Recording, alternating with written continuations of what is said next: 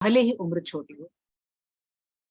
अब इसके बाद में उन्होंने ये कहा कि क्या आप संतुष्ट हैं? हाँ, ठीक है। उनके घर एक बहुत प्यारा सा बालक पुत्र पैदा हो गया। बहुत सुंदर था, एग्जेम्पलरी डिसिप्लिनरी था, बहुत ज्ञानी था, जन्मजात प्रतिभाओं से युक्त था। होते होते बालक माता पिता को खुशी देता हुआ कितने वर्ष का हो गया? 10 वर्ष का हो गया। अब पिता को रात दिन चिंता सताए, बस काउंटडाउन शुरू है, काउंटडाउन शुरू है, काउंटडाउन शुरू है। जब वो 11 वर्ष का हुआ तो पिता ने सोचा ये इतना ज्ञानी है, यदि मैं इसके साथ विचार विमर्श करूं अपने ही बच्चे के साथ, तो शायद कोई उत्तर निकल आए। उसने बालक को बताया कि हमने परम उपासना के बाद तुम्हें प्राप्त किया है और तुम्हारी उम्र अब बहुत थोड़ी बची है, यही कोई 4 या 5 वर्ष। बालक इतना ज्ञानी था, जरा भी विचलित नहीं हुआ। पिता का शक्ल देख करके बोला, इसमें क्या फर्क पड़ता है, अपनी उपासना करता रहा, करता रहा, करता रहा और शिव की ही मात्र उपासना करता। तब शिव की उपासना करते हुए उसको जो भय था मृत्यु का, वो हरता रहा। उसको भय नहीं लगा, माता पिता को लगा, पुत्र को नहीं लगा। अब एक दिन उसकी मृत्यु आ गई। इसका मंदिर का नाम है कालांतक। अंतक अर्थात यमराज। काल जब पूरा हुआ तो पहुंच गए। पहुंचने पर उसको फिर भी भय नहीं लगा। जब भय नहीं लगा तो यमराज को बड़ा अजीब लगा। वो उसे गले से पकड़ के घसीटने लगे, क्योंकि बच्चा था, अबोध था, बालक था। उसके हाथ में जब उसको दर्द हुई तो उसने, एक शिवलिंग था पास में, उसको कस के पकड़ लिया। आपको ऐसा पोस्चर, ऐसा विग्रह बाजार में मिलेगा। उसने उसे कस के पकड़ लिया, कस के पकड़ लिया। वो शिवलिंग था, इसलिए मृकंडू अमर हो गया। अब मृकंडू ये कहानी इसकी बैकग्राउंड में है। दूसरा, मारकंडा एक नदी का नाम भी है, जो कि शिवालिक की पहाड़ियों से निकलकर हरियाणा के बॉर्डर से होकर हिमाचल प्रदेश तक फिर मुड़ जाती है। कई लोग ऐसा कहते हैं, आर्कियोलॉजिस्ट ये भी मानते हैं कि यही बेसिकली सरस्वती नदी थी, जो अब लुप्त हो गई। पुराणों के अनुसार बिल्कुल एक एक चीज प्रकृति की जो लुप्त होती है, वो एक एक चीज बिल्कुल उसी साइंटिफिक ढंग से खत्म होती जाती है। जैसे पानी खत्म हो रहा है, जैसे ये खत्म हो रहा है, एक दिन फिर प्रलय आ जाती है, बिल्कुल गिने। ये मृकंडू, चूंकि इसने पकड़ लिया शिवलिंग को, इसलिए अमर हो गया। हमारे शास्त्र में, हमारे दर्शन में 7 चिरंजीवी हैं। शायद आपको पता भी होगा, नहीं पता तो मैं जल्दी जल्दी बोल देती हूँ, पता है तो रेपिटेटिव हो जाएगा। पुराण कहता है, अश्वत्थामा बलिर्व्यासः हनुमानश्च विभीषणः कृपः परशुरामश्च सप्तैते चिरजीविनः। 7 चिरंजीवी हैं, मतलब आज भी हैं। 7 लोग आज भी हमारे साथ हैं। पहला है अश्वत्थामा। अश्वत्थामा, अब मैं यहाँ पर आपको, आजकल वैसे बहुत निरर्थक अनर्थ हुआ है, पर जाति बोलनी जरूरी है, जिसको आप वर्ण कहते हैं। अश्वत्थामा बाय बर्थ ब्राह्मण है। ये सारे के सारे, ये ये कल की अवतार लास्ट में आएगा, उससे पहले ये लोग अभी भी आज भी एग्जिस्ट करते हैं।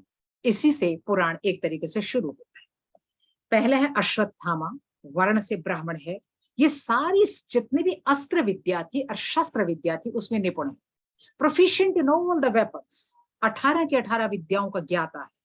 11 रुद्र जो हम गिनते हैं, उनमें से एक रुद्र है। इस रुद्र का जो एग्जाम्पल है ना, जो रुद्र संगीता शतरुद्री है, ये सारा हमारे शरीर के प्राणों के साथ है। कभी योग दर्शन पे लेक्चर देने का मौका मिला तो वो सभी कुछ हमारे अंदर ही है, उसके ऊपर लेक्चर देंगे। अभी आप, जो आपके दिमाग में 11 रुद्र हैं वही सोच लो, लेकिन ये 11 रुद्र हम में ही होते हैं। ये 11 रुद्र में से एक है। इसकी शक्ति भगवान शिव जितनी है। कानपुर के पास उत्तर प्रदेश में एक लखीमपुर जगह है, उसमें एक लिलोटी नाथ का मंदिर है। उस मंदिर के ऊपर जब बंद हो जाता है तो अश्वत्थामा आज भी आके जल चढ़ाते हैं। माना जाता है कि इसका जन्म स्थान शैलेश्वर मंदिर कानपुर है। इस मंदिर से 40 किलोमीटर की दूरी के ऊपर एक गंधर्व सरोवर है, जहां यक्ष से प्रश्न पूछे थे। आज भी वो एग्जिस्ट करता है, वैसा फॉर्म नहीं है पर है। युधिष्ठिर से सवाल पूछे थे यक्ष ने। चूंकि अश्वत्थामा हतः, यहां पर उसने झूठ बोला था, इसलिए शाप के कारण ये चिरंजीवी हो गया। जब तक ये संसार रहेगा, कलयुग का अनर्थ होगा, अश्वत्थामा को देखना पड़ेगा, झूठ भी देखना पड़ेगा, वो अपनी इच्छा से मृत्यु को प्राप्त नहीं हो सकता, क्योंकि ब्राह्मण को झूठ बोलने का पाप सबसे अधिक है। इसलिए वो आज शाप के अनुसार जीवित है और हर रोज तिल तिल करके कलयुग के जो मुसीबतें हैं उनको देखता है और फील करता है। सेकंड है बलि। बलि बाय बर्थ असुर है। असुर, ये जो सुर नहीं होते अर्थात जो देवता नहीं होते, ये कैटेगरी है असुर। ये प्रहलाद का बेटा था और शौर्य, जिसको वैलर कहते हैं, उदारता, पवित्रता, धर्मानुसार राज्य करने वाला राइटियस किंग की तरह प्रसिद्ध था। इसका एम्पायर विंध्याचल से लेकर केरल तक है। वामन अवतार जब विष्णु का हुआ तो उन्होंने 3 पग मांग लिए और फिर क्या हुआ, उसकी परीक्षा ली। तीसरे पैर में जगह बची नहीं, इसलिए उन्होंने बलि को पाताल में पहुंचा दिया। अब बलि पाताल में है। ये ओणम के दिन निकल के आता है केरल में, विंध्य से केरल तक है, उस दिन निकल के आता है, अपने लोगों को देखता है, उनके साथ बैठता है, लेकिन वो अमर है, वो जीवित है। इसलिए जो हम कलावा बांधते हैं ना, ये जो हमने दिवाली पे बांधा हुआ है, जो आप जिसको कहते हो रक्षा सूत्र कहते हो, इसको कलावा कहते हैं, हम असुर का नाम लेके बांधते हैं। और मंत्र यहाँ पर बोलते हैं, ये न बद्धुर बलि राजा दानव इंद्रो महाबलः तेन त्वाम अनुबध्नासि रक्षे मां माचल माचल, कि दानवों के महाबली राजा जिस लिंग से बांधे गए थे ना, उसी से मैं तुम्हें बांधता हूं, इससे हमारी प्रार्थना सीधे उसी को लगती है। थर्ड है व्यास। व्यास कृष्ण द्वैपायन व्यास हैं, जो सारे पुराणों की लिपि करता है। ये सत्यवती और पराशर के पुत्र हैं। वेद के ज्ञान को कन्वर्ट करने का काम पुराणों में इसी व्यास ने किया है। व्यास का संकलन करता भी है, महाभारत को लिपिबद्ध करने वाले भी यही हैं। ये भगवान विष्णु के अवतार हैं और कलयुग में ये विद्वानों की रक्षा करने के लिए एकमात्र इंसान है। जैसे मैं सब तरफ से परेशान हो गई, समझ ही नहीं आ रहा, सब लोग झूठे हैं, तूफान है, तो सिर्फ आपकी रक्षा करने के लिए एक ही जमीन पर उतरे है, उसको व्यास कहते हैं। इसका बर्थडे गुरु पूर्णिमा को होता है, जिसे आप व्यास पूर्णिमा कहते हैं। उस दिन हम सेलिब्रेशन करते हैं। ये आती है श्रावण मास के आसपास। नेक्स्ट है हनुमान। हनुमान मारुति और अंजना का बेटा है। ये सेमी गॉड, मतलब आधा मंकी है आधा इंसान। हमारे यहाँ हर टाइप में अच्छे गुण मिले हैं, कोई ये नहीं है जो आजकल चल रहा है, ऐसा बिल्कुल नहीं था। ये मंकी गॉड है। ये मारुति वायुपुत्र और अंजना का बेटा है। ये भगवान शिव का अवतार है। आप देखना, जो निगम बोध घाट के पास मंदिर है ना, वहां मंगलवार को जितना रश होता है, शनिवार को उससे ज्यादा होता है, क्योंकि जो शिव का शनि रूप है, कालांतक रूप है, उस दिन उसकी पूजा विशेष होती है। जहां भी आप भगवान राम का स्मरण करते हैं, वहां हनुमान आ जाते हैं ऑटोमेटिक। इसलिए राम का स्मरण करने पर आते हैं। कहते हैं माधवाचार्य जो विशिष्टाद्वैती थे, ये जो अभी ऋषि सोनक बने हैं, ये जो नारायण मूर्ति इंफोसिस वाला है, ये माधव वैष्णव वही संप्रदाय कर्नाटक वाला। ये कहते हैं माधवाचार्य को, संत तुलसीदास को और राघवेंद्र को हनुमान जी के दर्शन भी हुए। इसलिए ये हनुमान दीक्षा के बाद जो है आपको दर्शन देते हैं, अन्यथा जब जब राम की कहानी होती है, हनुमान वहां उपस्थित होते हैं। नेक्स्ट है विभीषण। विभीषण वर्ण से ब्राह्मण है। ये विश्रवा ऋषि केकसी के पुत्र हैं। ये रावण और कुंभकर्ण के बीच के भाई हैं। बहुत ही पवित्र आदमी था, गॉड फियरिंग था, डिवोटी था राम का। विभीषण ने सीता हरण किसने की है, ये राम को बताया था। इसलिए राम के आशीर्वाद से विभीषण अमर हो गए। ये आशीर्वाद से अमर। नेक्स्ट है कृपाचार्य। ये भी वर्ण से ब्राह्मण है। ये अश्वत्थामा के मामा जी थे। अश्वत्थामा के मामा जी थे शांतवनार जनपदी का पुत्र। इसको अडॉप्ट किया था शांतनु ने। इस कृपाचार्य की बहन कृपी थी, जिसका विवाह द्रोणाचार्य से हुआ था। चूंकि इन्होंने गुरु वचन से कौरवों का साथ दे दिया, अधर्म का साथ दे दिया, इसलिए पार्शियल शाप और पार्शियल पुण्य दोनों के कारण ये जीवित हैं। कहते हैं इतना स्ट्रॉन्ग इंसान था ये कि 60,000 लोगों से अकेला लड़ लेता। ये अर्जुन का पोता परीक्षित उसका गुरु भी था। आज ये कलयुग में सप्त ऋषि जो ऊपर हैं उनकी तरह डला। लास्ट है परशुराम। परशुराम जमदग्नि और रेणुका के पुत्र हैं। ये विष्णु के छठे अवतार का नाम है। इनके पिता कार्तवीर्य अर्जुन अस्त्र विद्या जिसको उन्होंने सिखाई, इसलिए परशुराम ने कई बार इस पृथ्वी को क्षत्रिय विहीन कर दिया। क्षत्रिय का अर्थ यहाँ पर जन्मना क्षत्रिय तो है ही, राजा वर्ग जब अपने काम को नहीं करता तो ब्राह्मणों का तप और धर्म खत्म हो जाता है, व्यापारी वर्ग का जो है आपका वो जो है धन वो खत्म हो जाता है, उन दोनों के बीच क्षत्रिय को डाला गया। इसलिए जब गुस्सा आता है तो परशुराम क्षत्रिय विहीन जमीन कर देते हैं। ये कलारिपु जो विद्या है हमारी मार्शल आर्ट जिसको कहते हैं उसके जनक है। ये आजकल पॉपुलर इंडिया में यहाँ तो कम है, जिसको आप ये खेलते हैं ना बच्चे, जो अब ये है लड़ाई वाली जो विद्या है कलारिपु कहते हैं उसको, उसके फादर हैं, मार्शल आर्ट के फादर हैं। भीष्म द्रोण कर्ण सबके गुरु हैं ये। इनके पास 3 वेपन आज भी रहते हैं। पहला है ब्रह्मास्त्र, दूसरा है पाशुपत अस्त्र और तीसरा है वैष्णव अस्त्र। ब्रह्मास्त्र किसी को नहीं देते, इसलिए उन्होंने छीन लिया था, कर्ण ने लिया था छल से, छीन लिया। दूसरा पाशुपत अस्त्र, चूंकि वो शिव के उपासक हैं इसलिए भगवान शिव ने उन्हें पाशुपत अस्त्र दिया हुआ है। और तीसरे हैं वैष्णव अस्त्र, ये जो सब कुछ चल रहा है ना भगवान विष्णु की माया से, पिछली बार पढ़ा था, इसलिए उनके पास वैष्णव अस्त्र। इनका ये ही जब कल की युग में अब जो अगला अवतार होगा उसके मार्गदर्शन परशुराम करेंगे।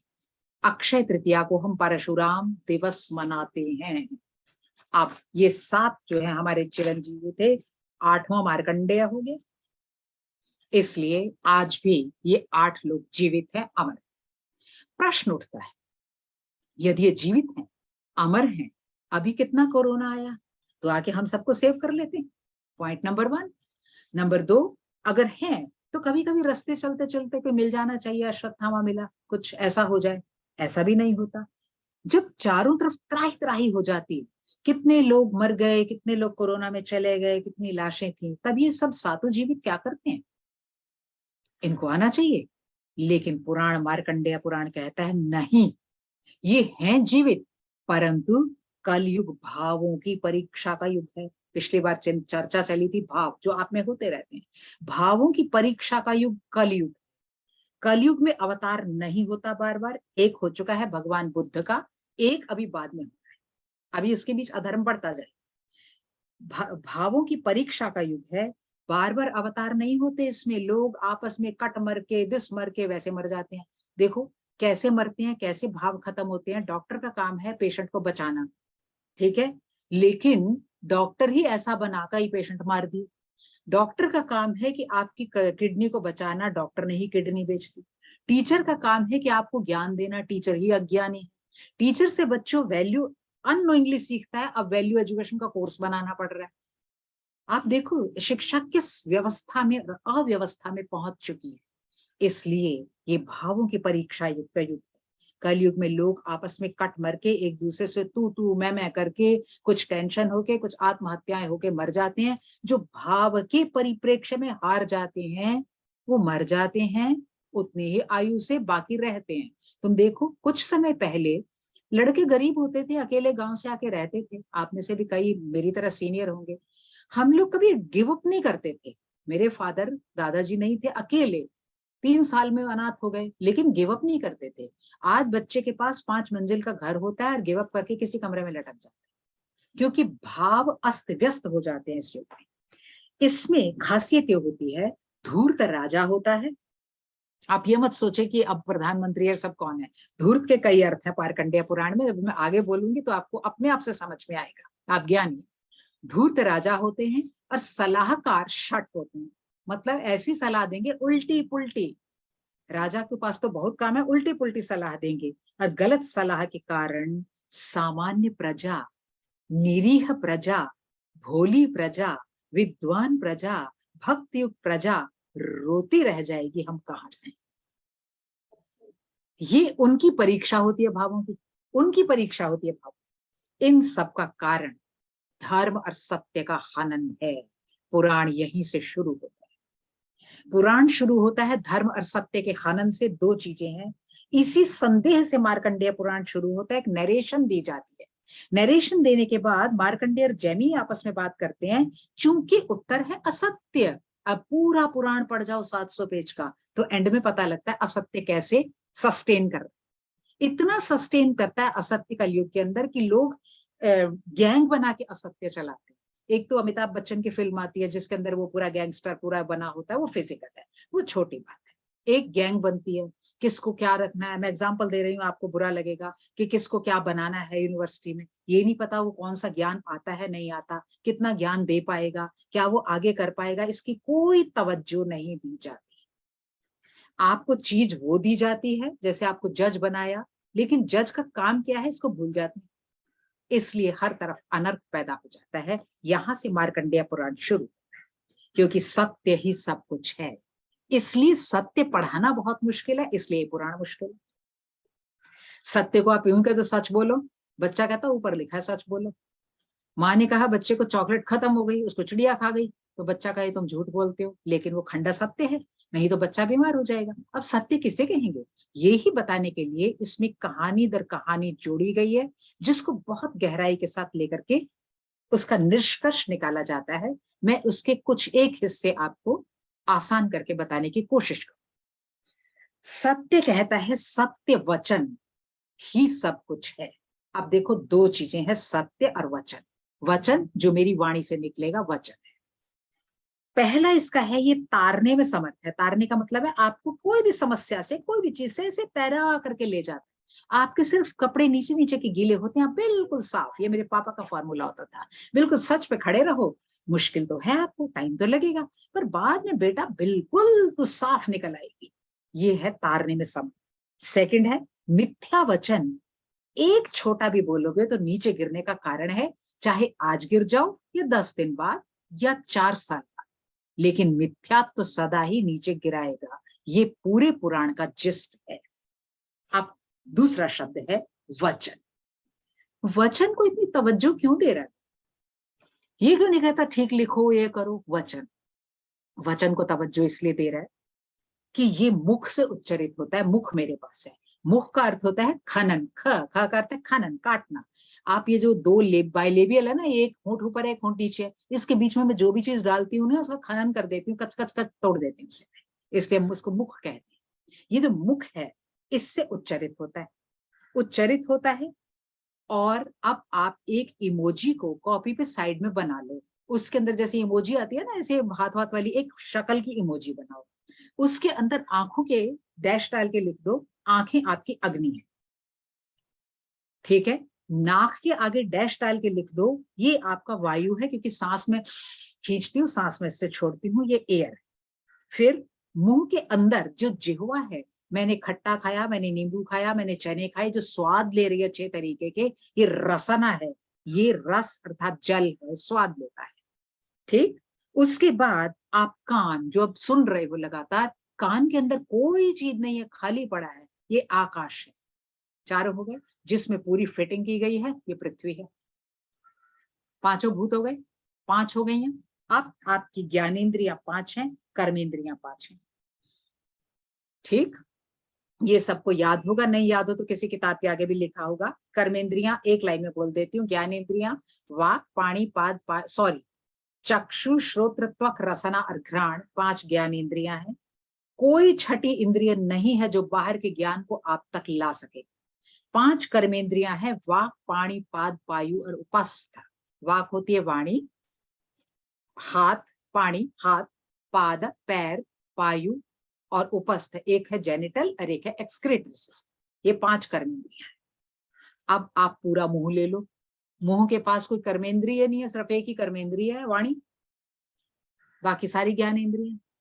इसलिए हमारा सिर ब्राह्मण होता है, इसके पास कुछ है ही नहीं। जब वो लिख रहा है मनुस्मृति में ब्राह्मण का काम पढ़ना पढ़ाना है, क्या लिखेगा। और आपका सिर कुछ कर ही नहीं सकता, आंख और कोई काम कर नहीं सकती, ज्ञानेन्द्रिय है, कान और कुछ कर नहीं सकता, इससे हम श्रम नहीं कर सकते, मुंह से हम कुछ नहीं कर सकते, तो एक ही कर्मेंद्रिय मिली है उसको, उसका ही काम करेगा ना वो। इसलिए वो सिर्फ पठन पाठन करेगा और अपना यज्ञ याग आदि करेगा।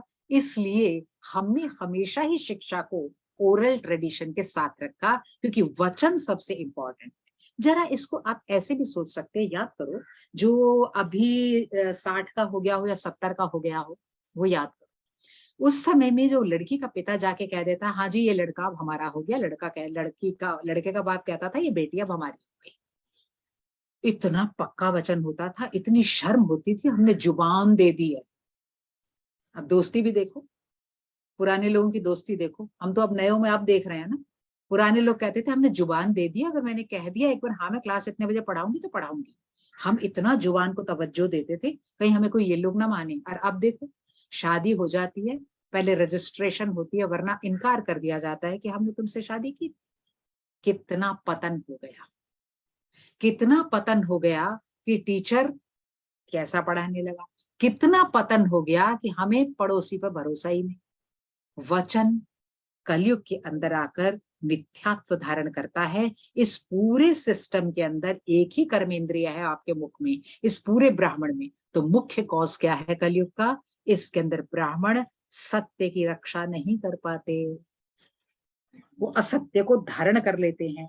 इसलिए हमने सारी विद्या श्रुति परंपरा और मुख परंपरा से रखी।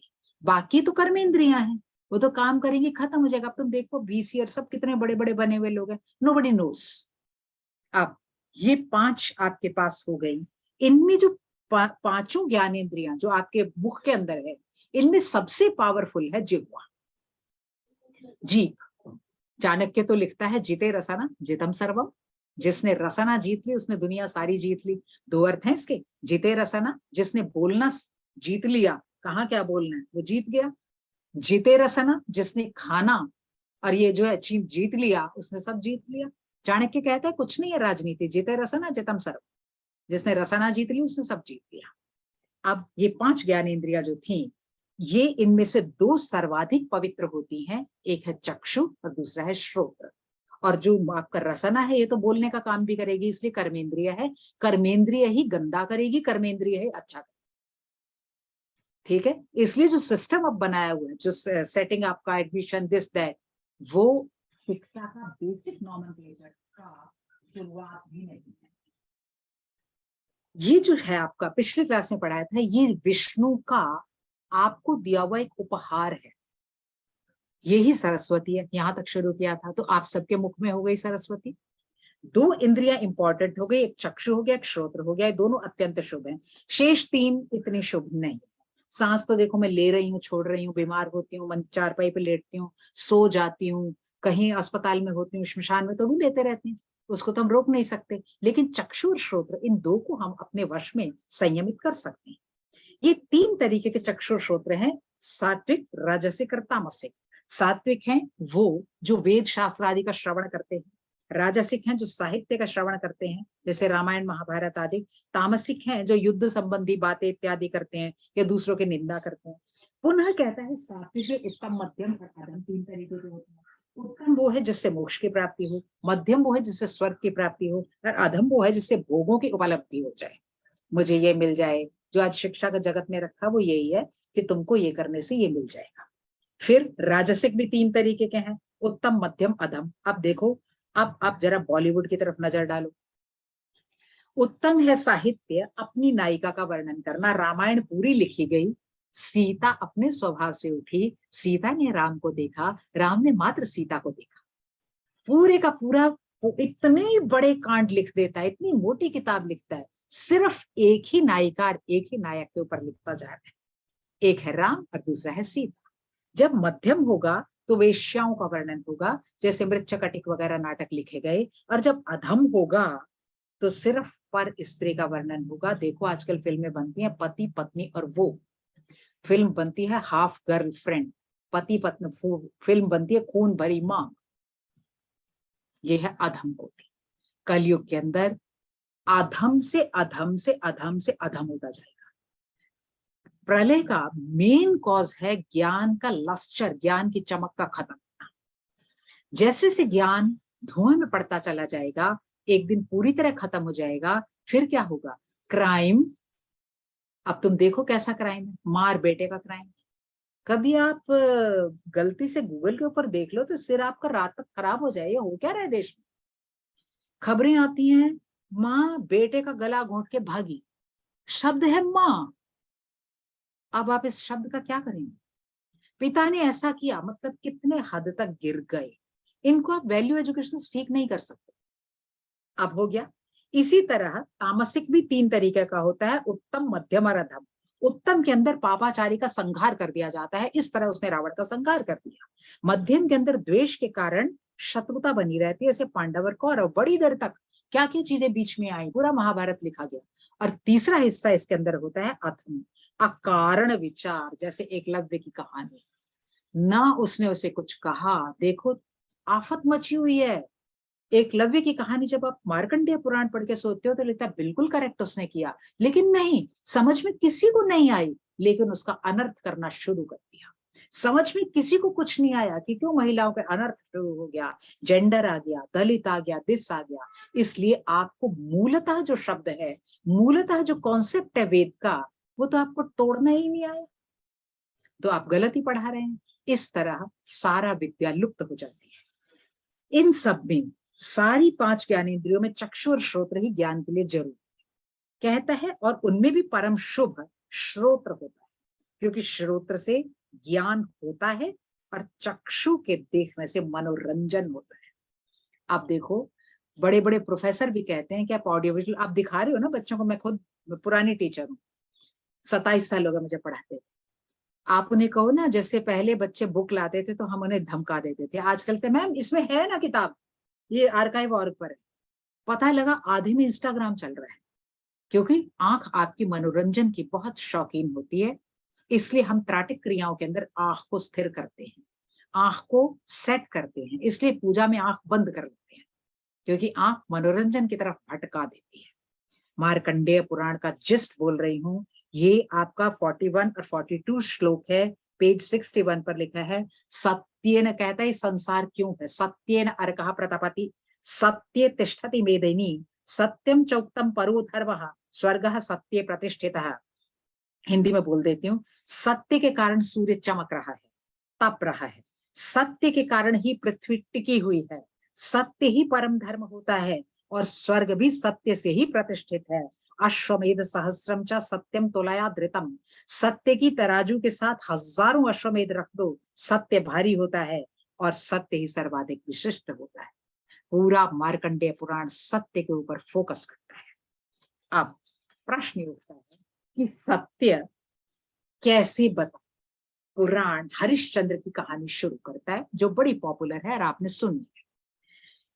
शॉर्ट में हरिश्चंद्र की कहानी जो उसने लिखा है, उससे बहुत अलग अलग ढंग से, ये जो है डायमंड पॉकेट बुक वाला, जिसने जो मन में आया उसको ऐड कर दिया, जो उसके अपनी बुद्धि में आ रहा था। मैं आपको ओरिजिनल कहानी सुना देती हूँ, ताकि आपने जो वर्षन, हमारे डिफरेंट वर्षन चल रहे हैं, जिसने जो देखा, जिसकी बुद्धि में, उसने कहानी को वैसे ही पेन डाउन किया, लेकिन ओरिजिनल कहानी मास्टर खिलाड़ी सन्स की किताब से सुने। सबसे पुराना मार्कंडेय।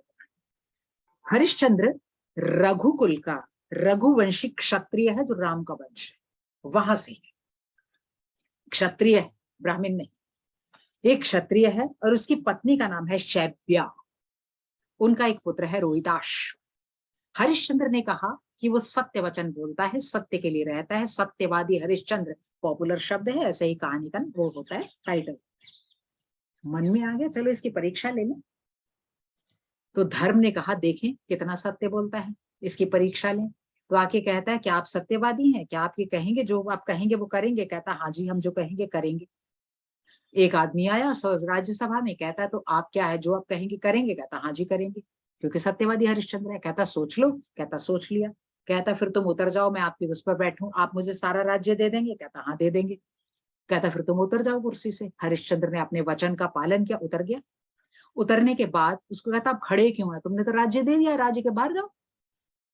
और तुमने कहा था तुम्हारे पास जितना पैसा वो भी दोगे, राज्य तुमने मुझे दे दिया है, वो सब मेरा हो गया, अब पैसा भी दो। अब उसके पास कुछ बचा ही नहीं था। उसको तब दिमाग में आया कि मैंने जो वचन बोला वो नहीं हुआ। तो वो कहता है सत्य को अपने को लगाने के लिए, कहता है मैं आपका पैसा इतनी देर में मेहनत करके चुका दूंगा। कहता है नगर से बाहर चले जाओ। पत्नी और बेटे को लेकर के, बेटा छोटा है, 3-4 साल का बच्चा है, उसको लेके वो नगर के बाहर चले जाते। अब कुछ है ही नहीं खाने को, क्या करें क्या ना करें। ऊपर से वो कह रहा है मेरे पैसे दो, जितने तुमने कहे थे, तुम तो सत्यवादी हो, तुम मुझसे पैसे दो। परीक्षा ले रहा है उसकी, और ये उसे मालूम नहीं है। वो कहता है मैं मेहनत करके दूंगा। होते होते कहानी बहुत लंबी जगह है, कई जगह वो नौकरी ढूंढता है, कहीं नहीं मिलती। आखिरकार उसे एक जगह नौकरी मिलती है मुर्दे जलाने की। वो जाता है चांडाल के पास जहां मुर्दे जलाए जाते हैं, वहां पर जाके कहता है मुझे नौकरी दो। उसकी शक्ल बड़ी अजीब है। जब उसके अंदर पूरा डिटेल लिखता है ना, डिस्क्रिप्शन लिखता है, तो लगता है राजमहल से उतर के एक क्षत्रिय आदमी, ये सब। उसको कैसी स्मेल आ रही है, कैसे डर रहा है, कैसा ये हो रहा है। कभी कभी पत्नी फेंट हो जाती है बीच बीच में कि ये कहाँ इसने उतार के मेरे को रख दिया, लेकिन वो भी पतिव्रता है, पीछे ही चल रही है। तब वो उसको जो है एक मोटा सा उसको एक वो मिलता है, रास्ते में एक वणिक मिलता है। उसको घर में उसकी पत्नी के साथ काम करने के लिए किसी लेडी की जरूरत है। तो अब वो जो पत्नी कहती है मुझे दे दो तुम, मैं इसके घर में काम कर दूंगी। हरिश्चंद्र रो पड़ता है कि अपने ऊपर तो वो टॉलरेट कर सकता है, पत्नी के ऊपर कैसे। लेकिन कोई ऑप्शन नहीं होता। वो कहती है मैं तुम्हारी पतिव्रता स्त्री हूं, मैं जाऊंगी। तो ठीक है, किसी तरह वो करके फिर भी वो रोता हुआ कहता है ये सिर्फ घर का काम करेगी, अन्यथा कुछ मत करना।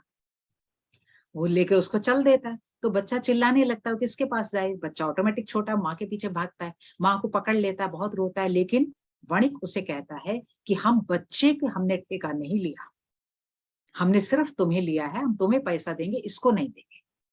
आखिरकार तय किया माँ ने कि जितना खाना मुझे दोगे अपने हिस्से का इसे खिलाऊंगी, अपने हिस्से का खिला दूंगी, जो तुम मुझे दोगे उसी में से इसका गुजारा करूंगी, क्योंकि छोटा बालक है, कहाँ जाएगा। वो मान गया, चला गया। उसको खाना अलग नहीं मिला, जो पत्नी को शैब्या को खाना मिलता था उसमें से वो उसे अपने बालक को दे। अब हरिश्चंद्र के पास क्या काम बचा। हरिश्चंद्र को नौकरी मिली एक मुर्दे जलाने की जगह पर। वहां पर उसने कहा देखो, मुर्दा जलाने में इतने पैसे टोटल मिलेंगे, 1/3 राजा को देना होगा, 1/3 मुझे देना पड़ेगा, 1/3 तुम्हें मिलेगा। और जब तक वो उसको अलट पलट करके जलाना होगा तब तक तुम जलाना। अब वहां वो जलाता है, तो हरिश्चंद्र के दिमाग में जो चैनल चलता है, कैसे हो गया आज जीवन, कितना निरर्थक है, ये सारी कहानी बहुत मस्त ढंग से लिखी गई है, पढ़ने वाली है। अगर आप इमोशनल है तो बहुत आनंद आएगा कि लाइफ में ऐसा भी किसी के साथ हो सकता है। हमारा पूरा मिथ ऐसा ही कहता है, ये सब कुछ चीजें ऐसे नहीं बनी। अब वो वहां पर काम करता गया, करते करते जहां वो घर में काम कर रही थी, सांप डस गया बच्चे, शैब्या के बच्चे रोहिताश्व। अब वो इतनी परेशान हुई, लेके आया रोती रोती। तो वो कहता है यहाँ तो जो आएगा बालक उसको कवर करना है कफन से, था ही नहीं, शैब्या के पास कुछ था ही नहीं। तब जो है वो उसके ऊपर अपना ही आंचल फाड़ के आधा ढक दिया अपने बेबी को। तब हरिश्चंद्र एकदम परेशान हो जाता है। वो कहता है क्यों ना शैब्या, हम ही इस जलती चिता के ऊपर बैठ जाएं, इस जीवन का क्या करना, तुम भी साथ आ जाओ, बालक तो चला ही गया है, इस निरर्थक जीवन का कोई लाभ नहीं। तीनों बैठने ही लगते हैं तो चांडाल आ जाता है, उन्हें हटा देता है। लेकिन जैसे ही बालक को वो रखता है आग के ऊपर, पति तो खड़ा होता है, किसी तरह आंसू रोक के, पत्नी फेंट हो जाती है। जब फेंट हो जाती है उसका बाद उसे पलटता है, एक बार तो हरिश्चंद्र गिरने वाला हो जाता है, तब वहां पर वो प्रकट होता है।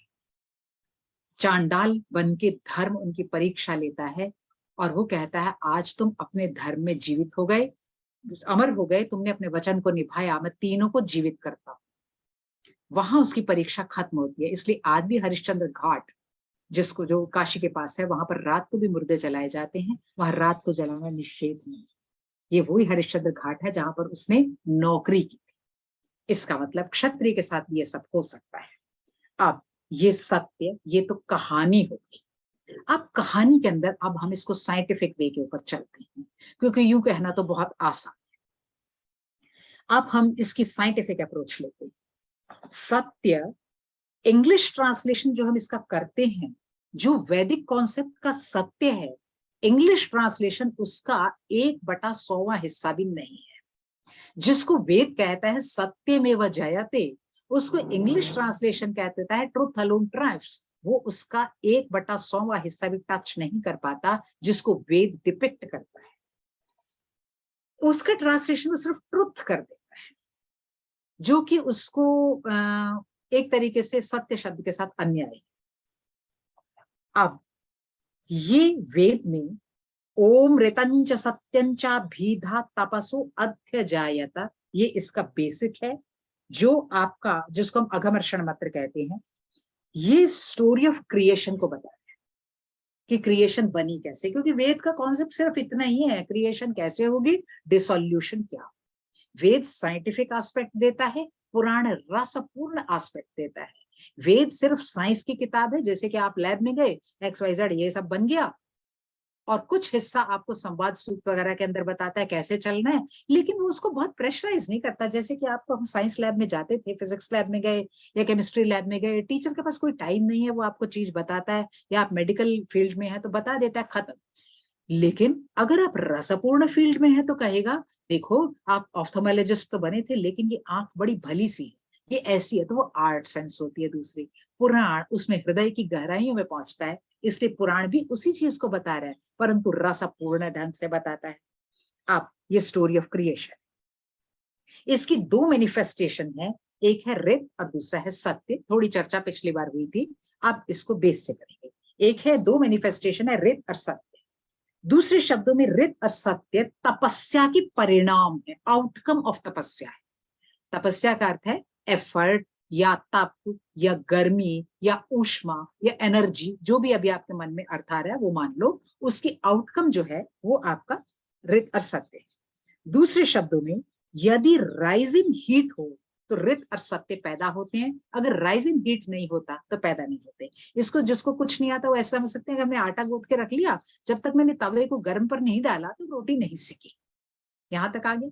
ये राइस जितना हीट होगा, तपसा अद्य जायता, ये सिर्फ तपस्या से उत्पन्न होती है। अब इन्हें देखें, रित शब्द पर आ जाए। रित शब्द में री धातु है, री ऋषि वाली, जिसका अर्थ होता है गतौ, चलता है, मीन्स मोशन और गति। ये गति आपकी तीन एंगल्स में जाती है। पहली है ज्ञान, ज्ञान से व्यक्ति को गति मिलती है, that is called knowledge. Second है गमन, मैं यहां थी, अब मैं कॉलेज धौला को पहुंच के, गमन, एक जगह से मैंने टेबल हटाई दूसरी जगह कर दी, मोशन जिसको आप कहते हो, जिसको न्याय दर्शन कहता है चलानात्मकम कर्म, एक्शन, वो दूसरी गति। तीसरी है प्राप्ति, जिसे हम अकम्प्लिशमेंट कहते हैं। तीन तरीके से री धातु गतव का अर्थ बनता है। यदि इसको लिटरल सेंस में मान ले री को, तो इसके तीन डोमेन हैं ये, पहला ज्ञान, दूसरा गमन, तीसरा प्राप्ति। ता सफिक्स लगा दिया पीछे, री धातु है, ता सफिक्स हो गया, ये प्रत्यय है। इसका अर्थ है, इसलिए manifestation of the word is in the two different positions. ये दो डिफरेंट पोजीशन में शब्दों के अर्थ को, पोजीशंस को बताता है। पहला तो ये एब्स्ट्रैक्ट नाउन हो जाता है, जिसको आप कहते हो न्यूट्रल जेंडर, नपुंसकलिंग भाववाचक संज्ञा हो गया रित। दूसरा है रित का पास्ट पार्टिसिपल, जिसको आप इंग्लिश में कहते हो, वो हो जाता है। इसलिए रित means proper, right, apt, is settled order, जिसको वेद कह रहा है यथा धाता पूर्वम अकल्पयत। वो इतने से शब्द में इतनी बड़ी कहानी डाल रहा है, जो हरिश्चंद्र वाली है, यथा धाता पूर्वम अकल्पयत, जैसे विधाता ने पहले बताया था वैसा ही सब हो रहा है, मतलब सेटल्ड ऑर्डर है क्रिएशन। इसका मतलब law, rule, divine law, truth in general, righteousness वगैरह सब रित, ये सभी अर्थ गति पर है। वेद इसे इनिशिएशन ऑफ क्रिएशन मानता है, क्रिएशन यहां से शुरू होती है।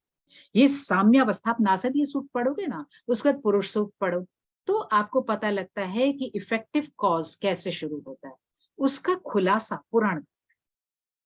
वेद इसे इनिशिएशन ऑफ क्रिएशन बताता है। ये साम्यावस्था प्रकृति का फर्स्ट एट्रीब्यूट है। फिर रजस बीच में, आप लोगों को सत्व रजस तमस, रजस बीच में, रजस में चंचलता है जो दोनों को खींचता है, इसलिए मोशन बीच में आने से ये कमिंग इनटू प्ले, अर्थात चलन क्रिया में इसमें शुरू। अगर आप इसे मॉडर्न फिजिक्स के साथ जोड़ दें तो इसको हम कहेंगे energy at rest charge into kinetic energy. जिसको बिल्कुल इसका नॉलेज नहीं है, वो अंबिका सर्वर तो बड़े प्रोफेसर है, मैं तो उनके सामने कुछ नहीं। जिनको कुछ नहीं पता, तो काइनेटिक एनर्जी आप समझ सकते हो, जैसे कि एक पुराना टू व्हीलर होता था, ठेऊ उसको मारते थे, एक फिर वो चालू हो जाता। ये जो है आपकी काइनेटिक एनर्जी का दायरा छोटा है, वैदिक रित का दायरा बहुत बड़ा है, क्योंकि काइनेटिक एनर्जी रित के उन अर्थों को कवर नहीं कर पाती जिसे वैदिक ऋषि ने लिया। रित का अर्थ है orderly system of universe, is called रित। Orderly system of universe is called रित। काइनेटिक एनर्जी और रित दोनों एक ही सेंस में काम करते हैं, परंतु इनकी पहुंच, जो डेस्टिनेशन पॉइंट है, वो अलग अलग हो जाता है। काइनेटिक एनर्जी सिर्फ मटेरियल लेवल तक समझी जा सकती है, और रित ज्ञान की लेवल तक जाता है। मतलब इसका जो आउटकम है, जो इसकी फील्ड है, जो इसका लास्ट पॉइंट है, वो बहुत दूर। रित ज्ञान है, रित गतव है, रित ज्ञान है। Manifestation of different positions. पहला मैनिफेस्टेशन इसकी क्रिएशन है, दूसरी इसकी जो है मेंटेनेंस है, और तीसरी इसकी ट्रांसफॉर्मेशन रूपांतरण है। इसलिए हमने मंदिर के बाहर ब्रह्मा विष्णु महेश त्रिदेव बना डाले। वो यही तो कह रहा है, फिजिक्स का कॉन्सेप्ट बता रहा है उसके अंदर। जहाँ ब्रह्मा विष्णु महेश बताए, त्रिदेव बताए, वहां पर वो सीधी बात कर रहा है, एक सृष्टि होती है, एक स्थिति होती है, और एक रूपांतरण होता है। ठीक है, इसी को कहते हैं क्रिएशन होती है, फिर मेंटेन किया जाता है, और फिर ट्रांसफॉर्मेशन हो जाती है। ये चक्र की तरह चलता जाता है। इसलिए पूरा तंत्र शास्त्र उस पर आ गया। कामाख्या टेम्पल जो है ना, वो उसी हिसाब से बना है। जो पूरा तंत्र शास्त्र है वो सर्कल है, ऊपर क्रिएशन, इधर मैनिफेस्ट, इधर जो है आपका सस्टेनेंस है, इधर उसका रूपांतर ट्रांसफॉर्मेशन है, फिर ऐसे घूमा, फिर ऐसे घूमा, ऐसे घूमा, तो चलता ही रहेगा। इसको चक्र कहते हैं। ये रित through it's constant motion lays down the pattern of cosmic law. ये कॉस्मिक लॉ को क्रिएट करता है पैटर्न। जब हम पढ़ाते हैं ना उस फिजिक्स मैथ्स में, तो एक हम जब रिवॉल्विंग मोशन बताते हैं तो हम उसका एक पैटर्न सेट करते हैं। जब पैटर्न सेट करते हैं, ये ऐसे ही घूमेगा, तो ये जो आपका है ये भी पैटर्न को सेट करता है। आप ये जो है, ये कॉस्मिक लॉ जो है which governs, controls and maintains all creation, entire activity, actions, reactions, सारे इसी से आते हैं। अब जाके यूनिवर्सिटी ने क्वांटम केमिस्ट्री सब्जेक्ट इंट्रोड्यूस किया, पहले नहीं किया। अब हम कभी कभी केमिस्ट्री वालों से बात करते हैं। क्वांटम केमिस्ट्री बड़ा इंटरेस्टिंग फील्ड है, ये पूरा हमारे सनातन धर्म से जुड़ता है। वेद इस कॉस्मिक लॉ को धर्म की संज्ञा देता है। धर्म के ऊपर कितना बखेड़ा है, कॉस्मिक लॉ को धर्म कहते हैं। इसलिए धर्म साइंस है, साइंस नहीं, कंप्लीट साइंस है। इसका अनुवाद जो आज किया जा रहा है रिलीजन, ये बहुत कम और उथले दिमाग की उपज है। धर्म का अर्थ है धृत, धारण करना, which holds and maintains existence and continuance in both the universe and in individual sense. इसीलिए आयुर्वेद आपको धारी कहता है। Like any scientific position, there can never be two dharmas or any given point of any given circumstance. Science के practical में बड़ी मजेदार बात होती थी, बहुत ज्यादा तक तो मैंने पढ़ी नहीं, स्कूल तक पढ़ी है। जब भी आप एक प्रैक्टिकल करते हैं तो उसकी आउटकम एक होती है। ऐसे नहीं होता ये भी ये भी ये भी ये, ऐसा नहीं। जब हम क्वांटम आजकल पढ़ाने लगे हैं तो पढ़ाते हैं कि पॉसिबिलिटी ये भी है, तदे जाती तन्ना ही जाती, वो दूर भी है पास भी है। इसका मतलब वेद कितना आगे तक पहुंचा हुआ था। वो आउटकम एक हुई होती है। इसलिए धर्म कभी भी दो होते ही नहीं, एक ही होता है, दूसरा हो ही नहीं सकता, क्योंकि ये साइंस है। जब साइंस है तो 2 + 2 = 4 ही है, अनलेस आप 2 को 3 समझे। तारे जमीन पर है ना, वो उसको सारे सर्कल दिखते हैं, तो ये आपका है, इसलिए अदरवाइज वो एक ही चीज है। विज्ञान की बात ही धर्म भी can never be of cross purpose. Cross purpose नहीं होता साइंस की तरह। धर्म ना तो कोई वर्शिप है, ना ही कोई रिचुअल है, कुछ भी नहीं। Science is the knowledge of order and dharma is the order itself. Science में हम ऑर्डर पढ़ाते हैं, देखो पहले पेड़ था, फिर ये था, फिर हमने उसको टैक्सोनॉमी करा दी, फिर हमने उसका ये कराया, फिर डायसेक्शन कराया। हम बच्चे को ये सिखा रहे हैं, एनालिसिस सिखा रहे हैं। लेकिन धर्म प्रॉपर खुद ऑर्डर है। धर्म is synonymous with the nature of the motion of things and their rotations and interactions. पूरा सर्किट धर्म ही है। मॉडर्न एजुकेशन सिस्टम ने धर्म का अनुवाद रिलीजन करके पहली गलती की, ब्रह्म हत्या का पाप ले लिया। मैं बड़ी फ्री होकर पढ़ा रही हूँ, मुझे कोई चिंता नहीं है मेरे पर क्या क्या एक्शन होंगे। इसको कहते हैं ब्रह्म हत्या, और लोग क्या कहते हैं, ब्रह्म हत्या का मतलब ब्राह्मण हत्या। ब्रह्म का अर्थ है ब्रिंग, ब्रिंगणे विच एक्सपैंड्स। मैं सॉरी, मैं जो शब्द बोल रही हूँ आप सुन रहे हैं, आपके पास भी मुख है, आपकी बुद्धि के अनुसार आपको भी बहुत कुछ समझ में आया। हो सकता है जितना मैं बोलती हूँ उससे ज्यादा आया, हो सकता है आपको साइड पे आधा आया, हो सकता है कि आपका डोमेन, जैसे सर का डोमेन इलेक्ट्रॉनिक्स है, मैम का वो कुछ और है, किसी का फिजिक्स होगा, किसी का हिस्ट्री होगा, तो आप अपने डोमेन के साथ मेरी बात को जोड़ेंगे, आप उस कॉन्सेप्ट को एक्सपैंड करेंगे। तो ब्रह्म विच एक्सपैंड्स, ये शब्द एक्सपैंड करता है। आप अपनी बुद्धि से एक्सपैंड करेंगे, आप हर तरीके से एक्सपैंड करेंगे। इसलिए जब हम इसका अर्थ गलत करते हैं तो पहला काम है ब्रह्म हत्या का पाप लग गया, जिसने भी इसका अनुवाद ये किया। दूसरा, फिर इसकी चीर फाड़ करी हमने रिलीजन की, फिर हमने कॉन्स्टिट्यूशन में इसको क्या बता दिया? धर्मनिरपेक्ष बता के शासन भी पाप युक्त कर दिया। अब तुम देखो हर लेवल पे पाप है, कलयुग है। फिर हमने इसको जब पाप युक्त शासन कर दिया तो धर्म खत्म हो गया। अब अनर्थ पैदा होने लगे। आप कुछ भी पढ़ा लो बच्चे को, वैल्यू एजुकेशन वगैरह। कल वो ही कह रहे थे वैल्यू एडेड कोर्स चल रहे हैं महात्मा हंसराज के कॉलेज में, हमारे भी हो गए। मैंने कहा पहले वैल्यूएबल टीचर होगा तो वैल्यू आएगी, क्योंकि ये आपका इनडायरेक्ट मेरे से लेने वाली चीज है। डायरेक्ट तो मैं जो बोल रही हूँ आप सुन रहे हो, लेकिन इनडायरेक्ट जो मैं बोल रही हूँ, मैं अपनी सिर्फ जुबान से बोल रही हूँ या हार्ट से बोल रही हूँ, ये आप तक ट्रांसमिट कर रहा है। इसको आप इनडायरेक्टली अपने अंदर समा रहे हैं। इसको अलग पढ़ाने की जरूरत नहीं होती। ये टीचर की पर्सनैलिटी से होता है, इसलिए हमारे यहाँ आचार्य बनते हैं टीचर। अब हमने शासन भी पाप युक्त कर दिया, ज्ञान भी पाप युक्त कर दिया, किताबें भी पाप युक्त कर दी। कलयुग में अनर्थों की श्रृंखला चलती है। श्रृंखला का अर्थ होता है एक से दूसरा, दूसरे से तीसरा, तीसरे से चौथा, जुड़ता चला जाता है। किसको आप बीच में पकड़ोगे? इसलिए तीन चीजें होती हैं आपकी किसी भी चीज को रखने के लिए। एक धर्म, दूसरा विज्ञान, तीसरा समाज। तीन डायमेंशंस होती हैं नॉलेज की। पहला धर्म, दूसरा विज्ञान, तीसरा समाज। धर्म वो है जो आपका कॉस्मिक ऑर्डर है।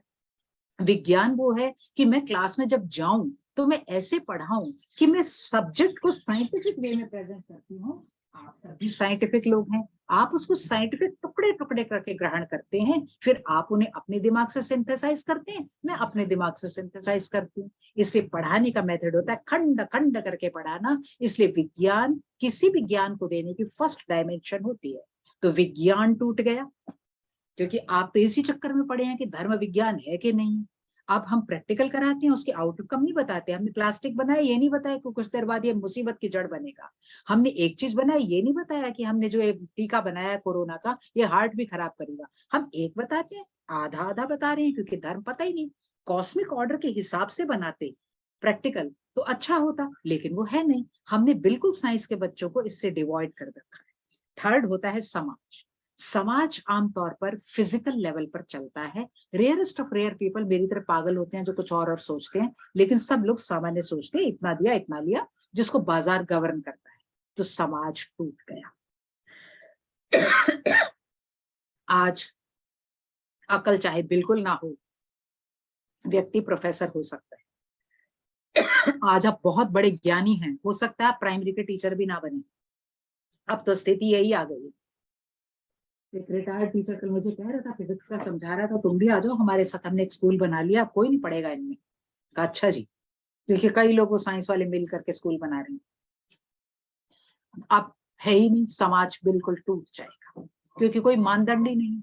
जब मानदंड नहीं है तो पिता, चाचा, माँ, भाई, आप कितने भी सब्जेक्ट बना लो, हैप्पीनेस कोर्स बना लो, कुछ नहीं होने का, क्योंकि ये चैनल में चलती है। धर्म और समाज के बीच में विज्ञान पड़ा। विज्ञान जो है ये जोड़ता है उसको भी और इसको भी, वो हमने बिल्कुल डिवाइड कर दिया। इसलिए हम क्या करते हैं, ये सारी चीजें टूट गई, मीनिंग गलत हो गए, इसलिए विज्ञान यूजलेस इन्वेंशंस करने लग गया, जो कि मैनकाइंड के लिए अच्छी हुई है ना, और सोसाइटी टूट गई। पेंडेमिक देख लो, ये ऐसी सोसाइटी टूटी है ना, किसी का पता भी लगे ना दूसरा दुनिया से नहीं रहा, तो सोचते हैं यार कोरोना तो नहीं था, जाए कि ना जाए, मतलब वहां भी खत्म हो गया। नहीं तो लोग धर्मानुसार पहुंचते थे, वो भी चीज खत्म हो गई है। अब फल, अब संस्कृत की तरफ मुड़ो। फल है प्रवृत्ति परक और निवृत्ति परक। प्रवृत्ति परक फल में जीडीपी नीचे जाती जाएगी, जीरो हो जाएगी। इससे वैश्य और शूद्र वर्ग का नुकसान होगा, क्योंकि काम ही नहीं होगा तो लोग काम क्या करेंगे? जब कुछ जनरेट ही नहीं होगा तो वो भूखों मरेंगे, उनको कुछ नहीं मिलेगा। वैश्य और शूद्र वर्ग का नुकसान होगा। निवृत्ति परक के अंदर अथीस्ट लोग की जय होने लगेगी, तो क्या होगा? ब्राह्मण और क्षत्रिय का नुकसान होगा। इन बिटवीन टेंशन आएगी, फ्रस्ट्रेशन आएगी, सारे खत्म हो जाएंगे। चारों ही वर्ण अपसेट है इस समय। एक वर्ण को ऊपर करने के लिए दूसरे को नीचे किया जा रहा है, तो दूसरा अपसेट है। दूसरे को ऊपर करने के लिए पहला नीचे किया जा रहा है, अपसेट है। आप देख सकते हो, बिल्कुल फ्री पढ़ा रही हूँ। जिस समय दहेज की समस्या थी, रूल बना दिया। अब दहेज की आड़ में सारे जेंट्स परेशान। क्या फायदा हुआ? हम अधूरा देख रहे हैं। सारे परिवार टूट गए हैं। आज मेजोरिटी परिवार टूट गए। दूसरा, आप एक जने को अपलिफ्टमेंट करने के लिए एक ऐसा अपॉइंटमेंट करते हैं, 40 बच्चों को कुछ नहीं आता, 40 साल तक नहीं आता, और वो दूसरों के साथ नहीं आता, वो भी टूट गया।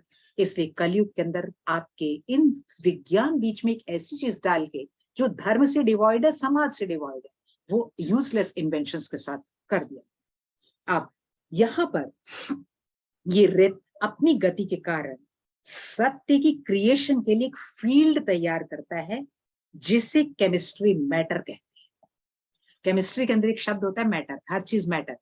ये जो रिथ है अपने के लिए फील्ड तैयार करता है जिसके अंदर ये काम करता है, उसका नाम होता है केमिस्ट्री में मैटर। ये सत्य दो तरीके के अर्थ है, एक है ट्रुथ और दूसरा है रियलिटी। ट्रुथ जिसको आप आजकल सत्य कहते हो, रियलिटी है यथार्थ। वेद मानता है ये भौतिक जगत रियल है, ये अच्छा है। वेद कहीं आपको ये नहीं कर रहा क्योंकि ऐहिक और आमुष्मिक दो तरीके के फल है, वेद आपको मौक नहीं बना रहा। वेद कह रहा है ऐहिक फल है, ये भौतिक जगत रियल है, रजोगुण से एक्टिव होता है, रजोगुण के उद्रेक से ये आपका जो है ऑर्गेनाइज्ड होता है, ये कंप्लीट सिस्टम को बनाता है। इसमें कोई भ्रम नहीं, कोई सपना नहीं, कोई ड्रीम नहीं, ये रियल है, यथार्थ। शंकराचार्य ने भी इस रियलिटी को नहीं झुठलाया, जबकि वो मायावाद और सबकी चर्चा कर रहा था। वो कहता है जगत का निर्माण हुआ, गच्छति इति जगत, उसने भी ऐसा बताया। ये मैटर जो है जिसको आप E = mc² कहते हो कि energy equates mass times the speed of the light spread over all, जो आपका बना हुआ सिस्टम है, ये वही सिस्टम है। अब ये जो है आपका जगत माया है, माया शब्द का अर्थ होता है मा, मेजरमेंट, या जो आपको मेजर कर लेती है। फिर लोग कहते हैं दुर्गा गलत है, वो कहते हैं जैसे ही बालक पेट से बाहर आता है ना, महामोहिनी माया उसको मेजर कर लेती है, इसलिए विष्णु और माया भगवती यया सम्मोहितम जगत, इसलिए मोहिनी के अंदर फंस जाता है, सब पुराना भूल जाता है, मैं सुंदर हूँ, मैं असुंदर हूँ, मेरे पास पैसे हैं, मेरे पिताजी है, उस सब में भटक जाता है, क्योंकि महामाया उसको माप लेती है। माया का अर्थ है आपको वो जो है एनर्जी, वो आपको मेजर कर लेती है इमीडिएट। अब ये जगत माया है, हो गया। इसलिए आइंस्टीन को देखो, मैटर इज एनर्जी ट्रांसफॉर्म्ड, वो यही तो कह रहा है Einstein. That's why a famous formula E = mc² came into existence. Veda इसको ऑलरेडी इस फॉर्म में देता है, पुराण उसको कहानी के साथ देता है। इसलिए रित क्या हो गया, ये सारी चीजें कॉस्मिक सिस्टम को बताती हैं कैसे। रित प्रोसीड्स टू कंसीव, रित एस्टैब्लिशमेंट, रित डेवलपमेंट है, रित मेंटेनेंस भी है एज वेल एज मेंटेनेंस है। इसलिए स्टोरी ऑफ क्रिएशन की सेकंड मैनिफेस्टेशन सत्य है। सेकंड मैनिफेस्टेशन है सत्य। सत्य सत अर्या जो है, एग्जिस्ट करता है। ये सत्य संस्कृत में कहा जाता है, ट्रुथ इसे इंग्लिश में कहा जाता है, यथार्थ इसका लीगल टर्म है, न्याय सिस्टम में है, रियलिटी इसकी फिजिक्स की टर्म है। एक ही बात है लेकिन लेवल अलग है, एक का लेवल बहुत लंबा है, एक का लेवल छोटा है। जिसको फिजिक्स रियलिटी कहेगा उसी को लीगल एस्पेक्ट में यथार्थ कहेंगे, उसी को इंग्लिश ट्रांसलेशन में ट्रुथ कहेंगे, और वह ही वेद में आकर के सत्य हो जाएगा।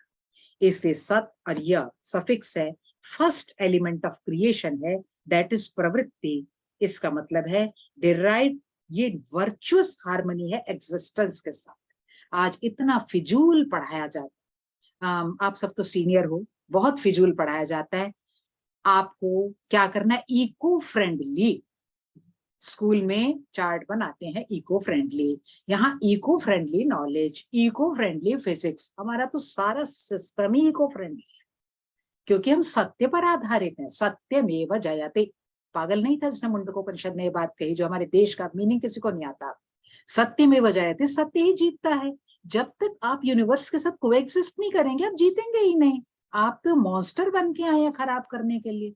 इसलिए हमारी पूरी विद्या का सिस्टम इस तरह रखा गया। अब ये जो है आपका पुरुष, इसलिए एफिशिएंट कॉज है जिसको हम ब्रह्मा कहते हैं, प्रकृति मटेरियल कॉज है जिसको हम शक्ति कहते हैं पुराण के अंदर। ब्रह्मा जिसको कहते हैं, पुरुष जिसको वेद पुरुष सुख कहता है, उसको पुराण ब्रह्मा कहता है। ये एफिशिएंट कॉज है जिसमें एफिशिएंसी है क्रिएट करने की। भाई कोई सी चीज में एफिशिएंसी नहीं है क्रिएट करने की, तो वो उस चीज को क्रिएट नहीं कर सकता। दूसरा मटेरियल कॉज है जिसको हम शक्ति कहते हैं, 9 दिन पूजा करते हैं नवरात्र में, ये सेम चीज है। प्रकृति सत्व रजस तमस से बनी है, आपने सांख्य थोड़ा बहुत पढ़ा होगा। सत्व इसका फर्स्ट एट्रीब्यूट है जिसको कॉस्मिक लॉ कहते हैं।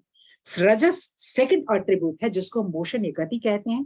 तमस इसका थर्ड एट्रीब्यूट है, जिसको हम transformation as mass matter of any other physical form however fluid, ये सारा इसमें आ जाता है। It is total physical concept.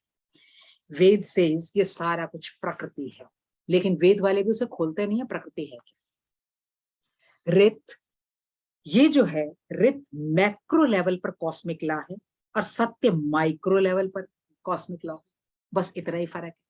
इसलिए गरुड़ इसीलिए हमने बनाया कि सत्य ट्रुथ है इंग्लिश में, truth is without exception supportive of any system that establish its existence, that is सत्य।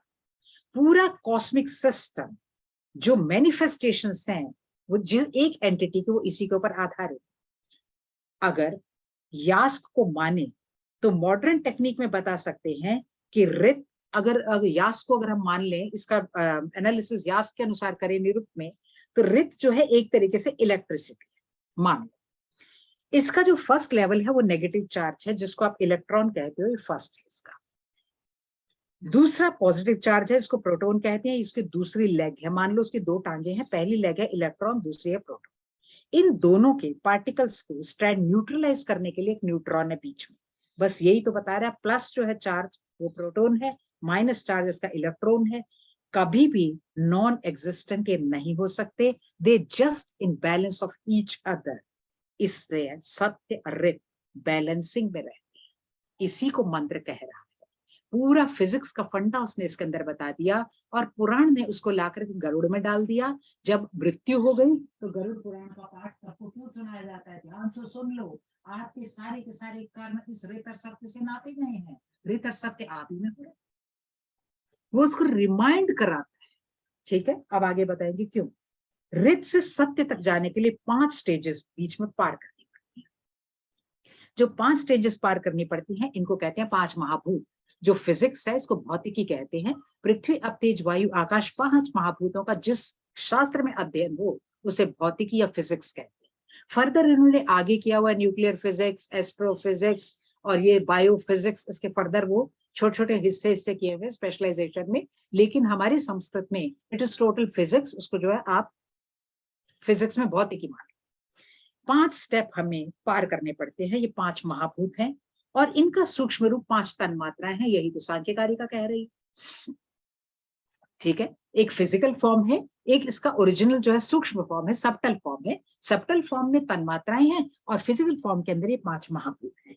अब हमने सोचा भाई एक आदमी है महेश, एक आदमी है सुरेश, एक आदमी है विभा, एक आदमी आभा। जरूरी तो नहीं सबको इतना सारा मत्था मारे, जरूरी तो नहीं सबको हरिश्चंद्र की कहानी समझ में आए, जरूरी भी नहीं है उनके पास टाइम भी हो। मेरे पास भी अनेक बार टाइम नहीं होता, फिर क्या उनको कोई बेनिफिट नहीं। इतना बड़ा बड़ा ज्ञान है हमारे देश में, तो फलश्रुति ऐसे है कि जिसको एबीसी भी ना लिखनी आती हो, उसके पेट में दर्द हो तो डॉक्टर से दवाई दे।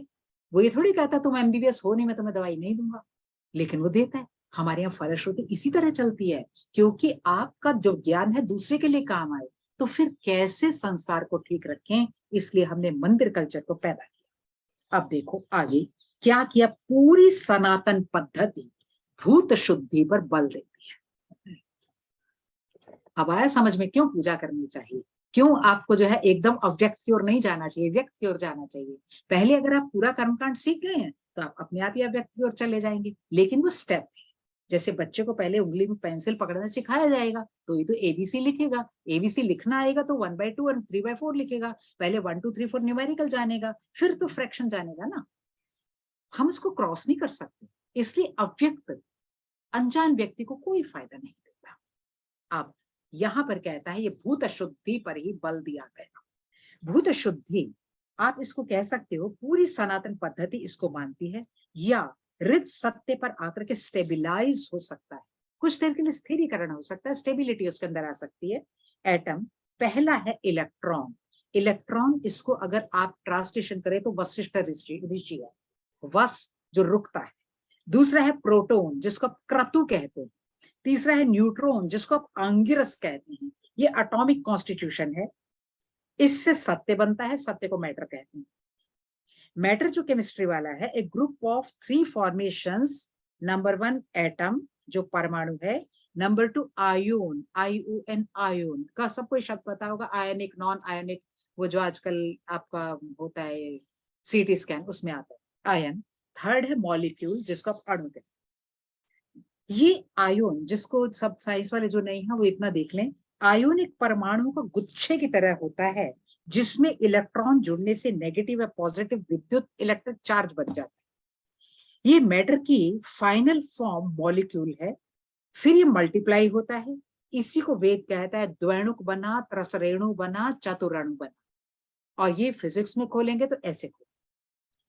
वेद यूनिवर्स की प्रत्येक क्रिएशन को इसी प्रोसेस से बताता है, उसका प्रकार कोई भी क्यों ना हो। वो ऐसे ही कहता है पहले द्वैणुक बना, फिर त्रसरेणु बना, चतुरणु बना, लेकिन उसके पहले खोलने वाली चीजें ये।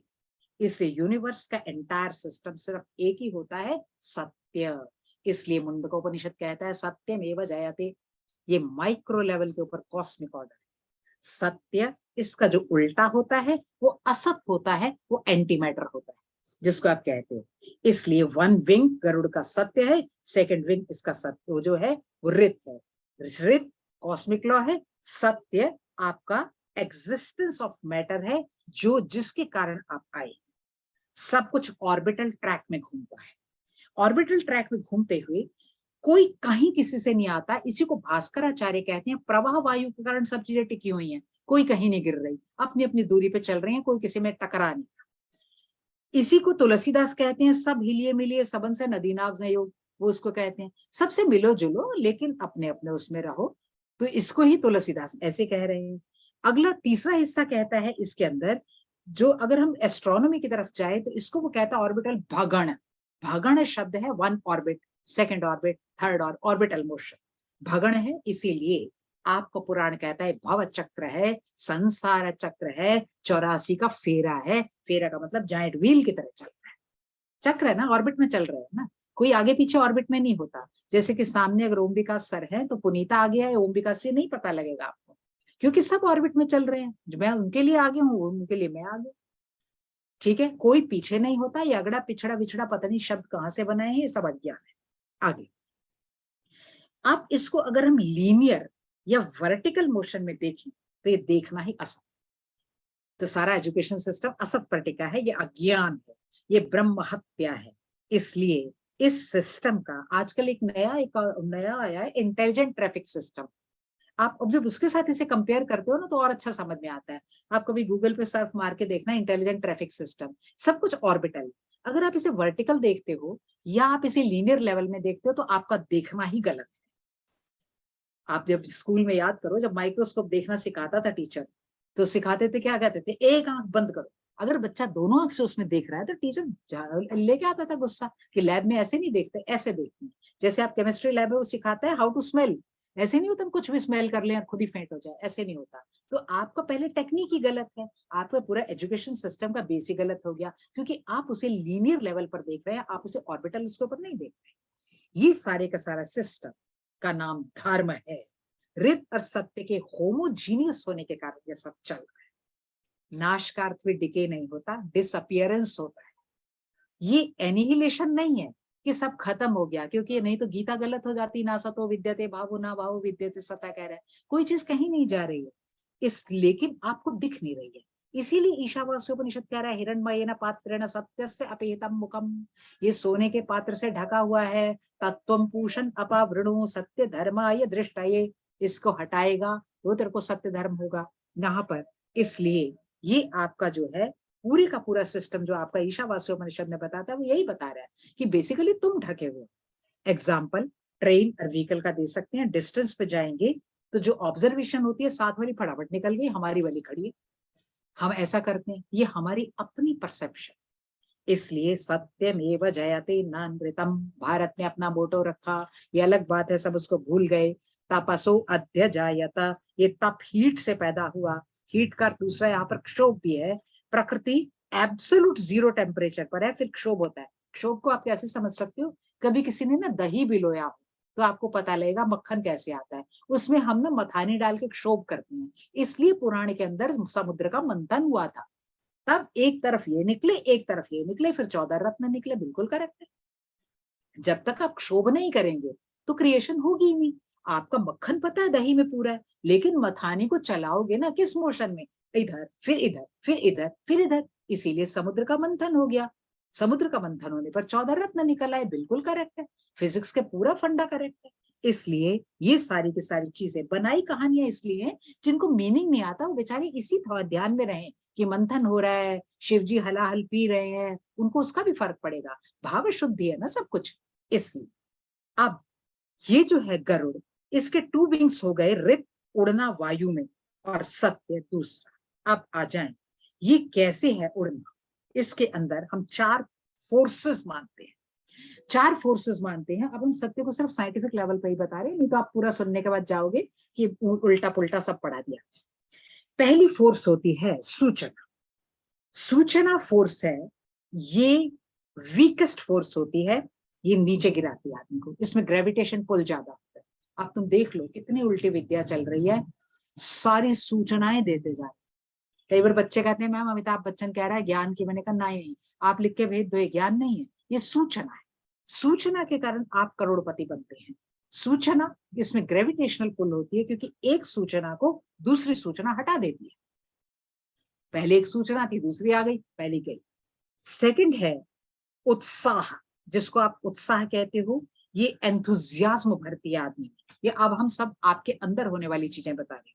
पहली सूचना, जो बहुत ज्यादा सूचना सारा दिन रखते हैं, इधर क्या हुआ, इधर क्या हुआ, शाम पागल हो जाते हैं सारे। अगर आप चैनल देख लोगे ना खबरों के, तो आप शाम को कहोगे सभी लोग चोर हो चुके हैं, सभी ये हो चुके हैं, बहुत गंद हो गया, लेकिन कुछ देर उससे परे हो, तो वो बता रहे हैं ना, पड़ोस में तो कुछ नहीं हुआ। लेकिन ये सूचनाएं हैं, इसका भार ज्यादा होता है, ग्रेविटेशन ज्यादा, वीकेस्ट फोर्स। सेकंड है उत्साह, ये एंथुजियाज्म भरती है, ये इलेक्ट्रोमैग्नेटिक फोर्स है जिसको आप कहते हो, इलेक्ट्रोमैग्नेटिक फोर्स है, ये आपको उत्साह भरती है। थर्ड है हिंसन फोर्स, हिंसन जिसको आप कहते हो न्यूक्लियर फोर्स, ये restrain forcibly to act against the inherent nature, ये आपको जो इनहेरेंट नेचर के लिए फोर्सिबली हिंसन हटाती है। बच्चे को क्या किया, स्कूल में गया बच्चा, अब आप बच्चे, स्कूल तो छोड़ो, स्कूल तो अलग हो गए, आप घर में, आपका घर बना हुआ है, बच्चा कब तोड़ने लगा, माँ ने कहा बंद कर इसको करना, आपने हिंसन, आपने कहा। इसलिए छोटे बच्चे को बिना उसके सुधारा नहीं जा सकता। एजुकेशन सिस्टम और उल्टा चल रहा है। 10वीं तक तो बच्चों को कुछ नहीं कहना।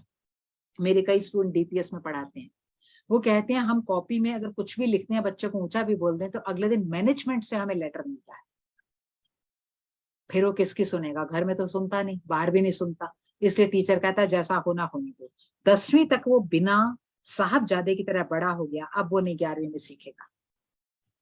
ये थर्ड जो है हिंसन फोर्स है। चौथी होती है प्रकाशन फोर्स, इसको कहते हैं न्यूक्लियस फोर्स, ये आपकी मैनिफेस्टेशन। ये 4 जो है आपकी इस तरह चलती हैं, इसलिए हमने भूत शुद्धि पर सर्वाधिक बल दिया। क्यों? क्योंकि मैं पैदा हो गई, अपने ऊपर ले लो, मैं पैदा हो गई, मेरा शरीर पृथ्वी पृथ्वी अब तेज वायु आकाश 5 भूतों से बने। मुझे कोई ज्ञान नहीं था, मुझे नहीं पता धर्म क्या होता है, मुझे नहीं पता धर्म क्या होता है, मुझे नहीं पता आँख क्या होती है, मुझे कुछ नहीं पता, लेकिन मैं हूं तो सही ना। इस संसार में रहते हुए मैं पानी भी पी रही हूँ, मैं खाना भी खा रही हूँ, मैं बाहर भी जा रही हूँ, मैं काम भी कर रही हूँ। मैं इस संसार के ऊपर, धरा के ऊपर एक तरीके से बाहर हूं ना। ऊपर से आजकल क्या होता है, फिर पानी गंदा भी करते हैं, फिर ये भी करते हैं, मतलब मेरा एक भार है। आप माँ और पिता के रोल में आ जाओ, माँ और पिता के रोल में आप आ गए। कितना कष्ट होता है यदि बच्चा 4-5 साल का हो गए भी कहे मुझे गोदी लो, मैं नहीं चलूंगा, तो आप भार बन गए जमीन पे। ठीक है, अब माँ उसको थप्पड़ मार के करे हिंसन फोर्स, आप वो भार बना रहा। अब आप देखो पूरा एजुकेशन सिस्टम कितना उल्टा है। अब ये जो आप बना, भूत शुद्धि बचपन से सिखाई जाती है। इसलिए हमारे गुरुकुल में जब पहले गया, उसको कोई नहीं कुछ पढ़ाता। आप जब रामायण सीरियल देखते हो, उसमें उसने थोड़ा अच्छा डिपिक्ट किया है। वैसे तो और भी कई जगह देखा, पर ये जो बी.आर. चोपड़ा और ये जो रामानंद सागर ने बनाया, ये थोड़ा बेहतर बनाया है। इसके अंदर वो जाता है, छोटा सा बच्चा है, पहले कुछ भी नहीं है, उसको थोड़ा भजन पाठ सिखाया जाता है, फिर उसको कुशाएं तोड़ के लाना सिखाया जाता है, फिर घड़े में पानी भर के लाओ, है गोबर इकट्ठा करो, समिधाएं रखो, उसको एक तप में डाल दिया जाता है। पढ़ाया कुछ नहीं जा रहा सिवाय गायत्री मंत्र के, बस। अब आप बस्ता सेटल करो और ये करो, ये सब उल्टा है।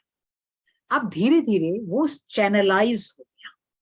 जैसे हम कोई बच्चा क्रिकेट खेलना चाहे तो हम पहले कहते हैं पहले वार्म अप करो, वार्म अप किया, अब देखो कितने लोग इसी तरह जाके जिम में फेंट हो गए, मर गए। आपकी बॉडी धीरे धीरे वैसे में ढलती है, ठीक है। तो ढलने का मेथड जो है वो ग्रेजुअल होता है, इंस्टेंट नहीं होता। ये जो ग्रेजुअल है, हमने इस चीज को तोड़ दिया है। ग्रेजुअल जो आपका ग्रोथ होता है, हम इंस्टेंट के अंदर आ गए हैं, इसलिए भी गड़बड़।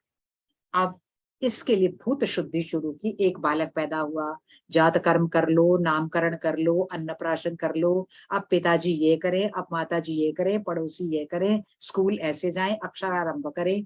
हम बड़ी ग्रेजुअल ढंग से उसे बड़ा कर रहे हैं। अब नया फैशन है, वी डोंट बिलीव। हो सकता है दे डोंट बिलीव, परंतु ये आपके जीने का एक नजरिया वेद ने बनाया हुआ। आज आपके घर में बालक हुआ, कल परसों उसके घर में हुआ, फिर ये हुआ, फिर एक घर से एक गया, फिर दूसरा गया। हमने सिस्टमेटाइजेशन करने के लिए भूत शुद्धि को क्रिएट किया। अब देखें कैसे भूत शुद्धि क्रिएट होती है। भूत शुद्धि में पहला शब्द में, मान लो हम एक गायत्री मंत्र ले लेते हैं, सबको आता है। गायत्री मंत्र बोला, ये मंत्रोच्चारण किया, आपका शब्द भूत शुद्ध हुआ। आप ही बोल रहे हैं, शब्द का अर्थ है आकाश इत्यादि। आपने अच्छा बोला, अच्छा सुना, ये आपकी शब्द की शुद्धि है। आपने बोला, पड़ोसी ने बोला, तीसरे ने बोला, चौथे ने बोला, इसलिए स्कूल में हंगामा बहुत हुआ। स्कूल में प्रार्थना नहीं होनी चाहिए, लेकिन होनी चाहिए। आप कोई भी करें, चाहे ना तेरे बंदे हम ऐसे हो हमारे कर्म, चाहे हमारे स्कूल में होती थी एक दिन ओम, आर्य समाज स्कूल से पढ़ी, एक दिन होती थी ओम विश्वानि देव सविता, तब अर्थ नहीं आते थे, मैं बिल्कुल नहीं आते थे। हमारे स्कूल में रोज प्रार्थना होती थी, बिल्कुल महर्षि दयानंद की तरह बैठना होता था और चप्पल वप्पल निकाल के अच्छी तरह। तो एक दिन प्रार्थना होती थी ओम विश्वानि देव वाले 8 मंत्र, हिरण्यगर्भ सूक्त की, तब ये भी नहीं पता था हिरण्यगर्भ सूक्त है। एक दिन होती थी ओम शन्नो देवी रविष्टाय। हम बच्चे थे, क्या कहते, आज छोटी प्रार्थना वाला दिन है, आज बड़ी प्रार्थना वाला दिन है। जब छोटी प्रार्थना वाला दिन है सब खुश है, और जब बड़ी प्रार्थना वाला दिन है, अच्छा तो बड़ी देर बैठना पड़ेगा। बस इतना ही ज्ञान। हमें छोटी प्रार्थना, बड़ी प्रार्थना, ये सब बाद में समझ में आया, why they have done like this. अब जो आपका वो बैठने का मेथड है, सभी ने बोला, एटमॉस्फेयर शुद्ध हुआ, क्योंकि सारा एटमॉस्फेयर कुछ नहीं है, सिर्फ वाइब्रेशन अलर्ट है। वाइब्रेशन से सब कुछ निकला है। कभी गैरी जुकेव को पढ़ना, सब कुछ वाइब्रेशन से निकला है। यही तो वो कह रहा है, नाद से ही सब कुछ आया, नाद ब्रह्म इसी का नाम। इसी को तो वो कह रहा है कि शब्दम विवर्तते अर्थाभावेन प्रक्रिया जगतो यतः। भर्तृहरि इसी से शुरू कर रहा है। कुछ भी नहीं है, सिर्फ कंपन है सारा कुछ, सब कुछ उसी में कन्वर्ट हो जाता है। इसलिए सभी ने मिलके मंत्र बोला। अब कुछ भी बोले, कोई भी आप ऐसी वाली प्रार्थना करें, या फिर जो है भय प्रकट कृपाला करें, श्री रामचंद्र करें, कुछ चीज स्कूल्स के अंदर कलेक्टिव होके बोले, जिसका मीनिंग अच्छा हो, जिसका लैंग्वेज अच्छा हो, जो कि आपके नाड़ियों के हिसाब से सेटल हो। I think that is the mantras best. तो आपका मंदिर में आप सुबह गए, आपको कुछ भी नहीं आता था, लेकिन मंदिर में चल रहा था शांताकारम भुजगशयनम, सुने। मंदिर में चल रहा था वर्णानाम अर्थ संज्ञानाम रसानाम छंद, सुने। आप आर्य समाज में गए, उसमें कुछ चल रहा था, हरि ओम सर्वम वै पूर्ण ग्वंग स्वाहा, आपको बोलना नहीं आता, सुने। ये आपका पहला है भूत शुद्धि, शब्द की भूत शुद्धि। सेकंड, अब ये तो हो गई शब्द की भूत शुद्धि, ये तो एनवायरनमेंट का हो गया। दूसरा है वायु की भूत शुद्धि। हमारे मंदिरों में सेकंड चीज है, जब भी आप पूजा करने लगे, अगर और तगर का प्रयोग किया जाता है, जिसको आप धूप भी कहते हो, सबसे अच्छा पदार्थ होता है सम्राणी। जो कोरोना वगैरह में सम्राणी एक येलो सा पदार्थ होता है, एम्पोरियम पे पहले मिलता था, अब कोरोना के बाद मिलना बंद। मैं लाती थी उसे कावेरी एम्पोरियम से, अब कह रहा अब नहीं आ रहा है, इसकी अगरबत्ती बनाती, यानी उसके अंदर भी गड़बड़ है। सम्राणी है, आपका कमरा छोटा है, जैसे मेरा छोटा है, इसमें आप जलाओ तो आपको ऐसे लगता है हम ओपन में बैठे। ये कोरोना वगैरह में, उसके बाद फिर मैंने गूगल चलाना शुरू किया। That is the best remedy of corona and all. जिनको लंग्स की खास ट्रबल होती है, वो दो जब हिस्से मिलते हो, तो उस समय में ऐसा धुआं, कपूर का, ये जो है आपका गूगल का, सम्राणी का, इसको किया जाता है, इससे वायु शुद्ध होती है। ठीक है। तीसरा, सभी ने घरों में किया तो वायु शुद्ध हुई। दूसरा है आपका भूत शुद्ध। तीसरा है तेज। तेज होता है प्रकाश या अग्नि। ये हम हमारे घरों में हवन किया जाता है। हमारे स्कूल में बुधवार को हवन डे होता था। तब हमें समझ ज्यादा नहीं थी, हमें बस आता था, हवन रटा हुआ था, हम कर डालते थे। लेकिन क्यों, जैसे भी था, ये अननोइंगली, बच्चे को नहीं पता, मुझे भी नहीं पता था उस उम्र में, लेकिन ये तीसरा भूत शुद्धि, तेज शुद्धि होती है। घरों में हम इसे ज्योत बनाते हैं, जिसको आप ज्योति कहते हो। आमतौर पर घरों में इसकी घी की जलाई जाती है, जैसे मैं घी की जलाती। हमने बच्चों को सिखा दिया अगर घी की ज्योत जलाओगे ज्ञान बढ़ेगा। तंत्र वगैरह में हम इससे त्राटक क्रियाएं करते हैं। कंटिन्यूस उसको देखने से आपको बहुत सारी चीजों का फायदा होता है। इसीलिए वो नजर वजर का सब भी जो पुराणों में है वो सब भी बहुत साइंटिफिक है। तीसरी चीज, एक हो गया हवन, दूसरी हो गई ज्योत। और अगर आप मंदिर में जा रहे हैं, पेड़ के नीचे जा रहे हैं, तो तेल का दिया ले जाए। तेल का दिया, तेल, ये सब शुद्ध करते हैं। तो ये तेज की शुद्धि हुई तीसरा। नेक्स्ट है आप। आप का अर्थ होता है जल। कुंभ कलश इत्यादि रखे जाते हैं पूजा में। पानी को खराब नहीं किया जाता। हम शिवलिंग पर जल चढ़ाते हैं, हम तुलसी में जल डाल देते हैं, हम वटवृक्ष में जल डाल देते हैं, हम जल को संभाल के रखते हैं। साउथ इंडिया में तो एक पैटर्न ये है कि सुबह जल को भर के उसका अभिषेक घर की स्त्रियां करती हैं। जैसे जो घर की सबसे बड़ी स्त्री है, जैसे दादी है या माँ है या घर में पत्नी है, वो उस जल का प्रयोग करते हैं। अब ये बिल्कुल डिससिव है, पानी आपकी बात सुनता है। इसके ऊपर अब बहुत से, अब जाके क्वांटम केमिस्ट्री के बाद, पहले मैं ये कहती थी पानी बात सुनता है, चरणामृत बात सुनता है, तो लोग नहीं मानते थे। अब हम जब क्वांटम की बात करते हैं कभी कभी केमिस्ट्री के बैठ के, अब वो उस फील्ड में आने लगे हैं। यस, इट इज ट्रूथफुल, क्योंकि हम पैदा भी वहीं होते हैं और हम अस्थियां विसर्जन भी उसी में करते हैं, क्योंकि पानी has a great memory. Next, पृथ्वी। पृथ्वी के अंदर जो है, लास्ट चार भूत हो गए, पांचवा है पृथ्वी। पृथ्वी के अंदर हम वनस्पति, मिट्टी, गोबर, ये सारे हमने त्योहार अन्नकूट वगैरह बनाए हैं पृथ्वी की पूजा करने के लिए। उठो, दो कदली फल लाओ, उसको रखो केले के पत्ते पर। अभी वो जो चल रहा था, ऋषि ने सबको खाना खिलाया, सोनक ऋषि ने सबको केले के पत्ते पे खाना, का बिल्कुल ठीक है। इसको कहते हैं पृथ्वी के शुद्धिकरण। आपने गोबर से लीपा, आपने ये किया वो किया, ये सारी चीजें हुई। तो पांच भूत शुद्धि हर रोज हर बच्चा करता था, हर नागरिक करता। कुछ भी करेगा, पांच में से दो करेगा, चार करेगा, तो कलेक्टिवली हम लोग अपना एटमॉस्फेयर शुद्ध कर रहे थे। अब ये पूरा सिस्टम ऐसा क्यों बनाया?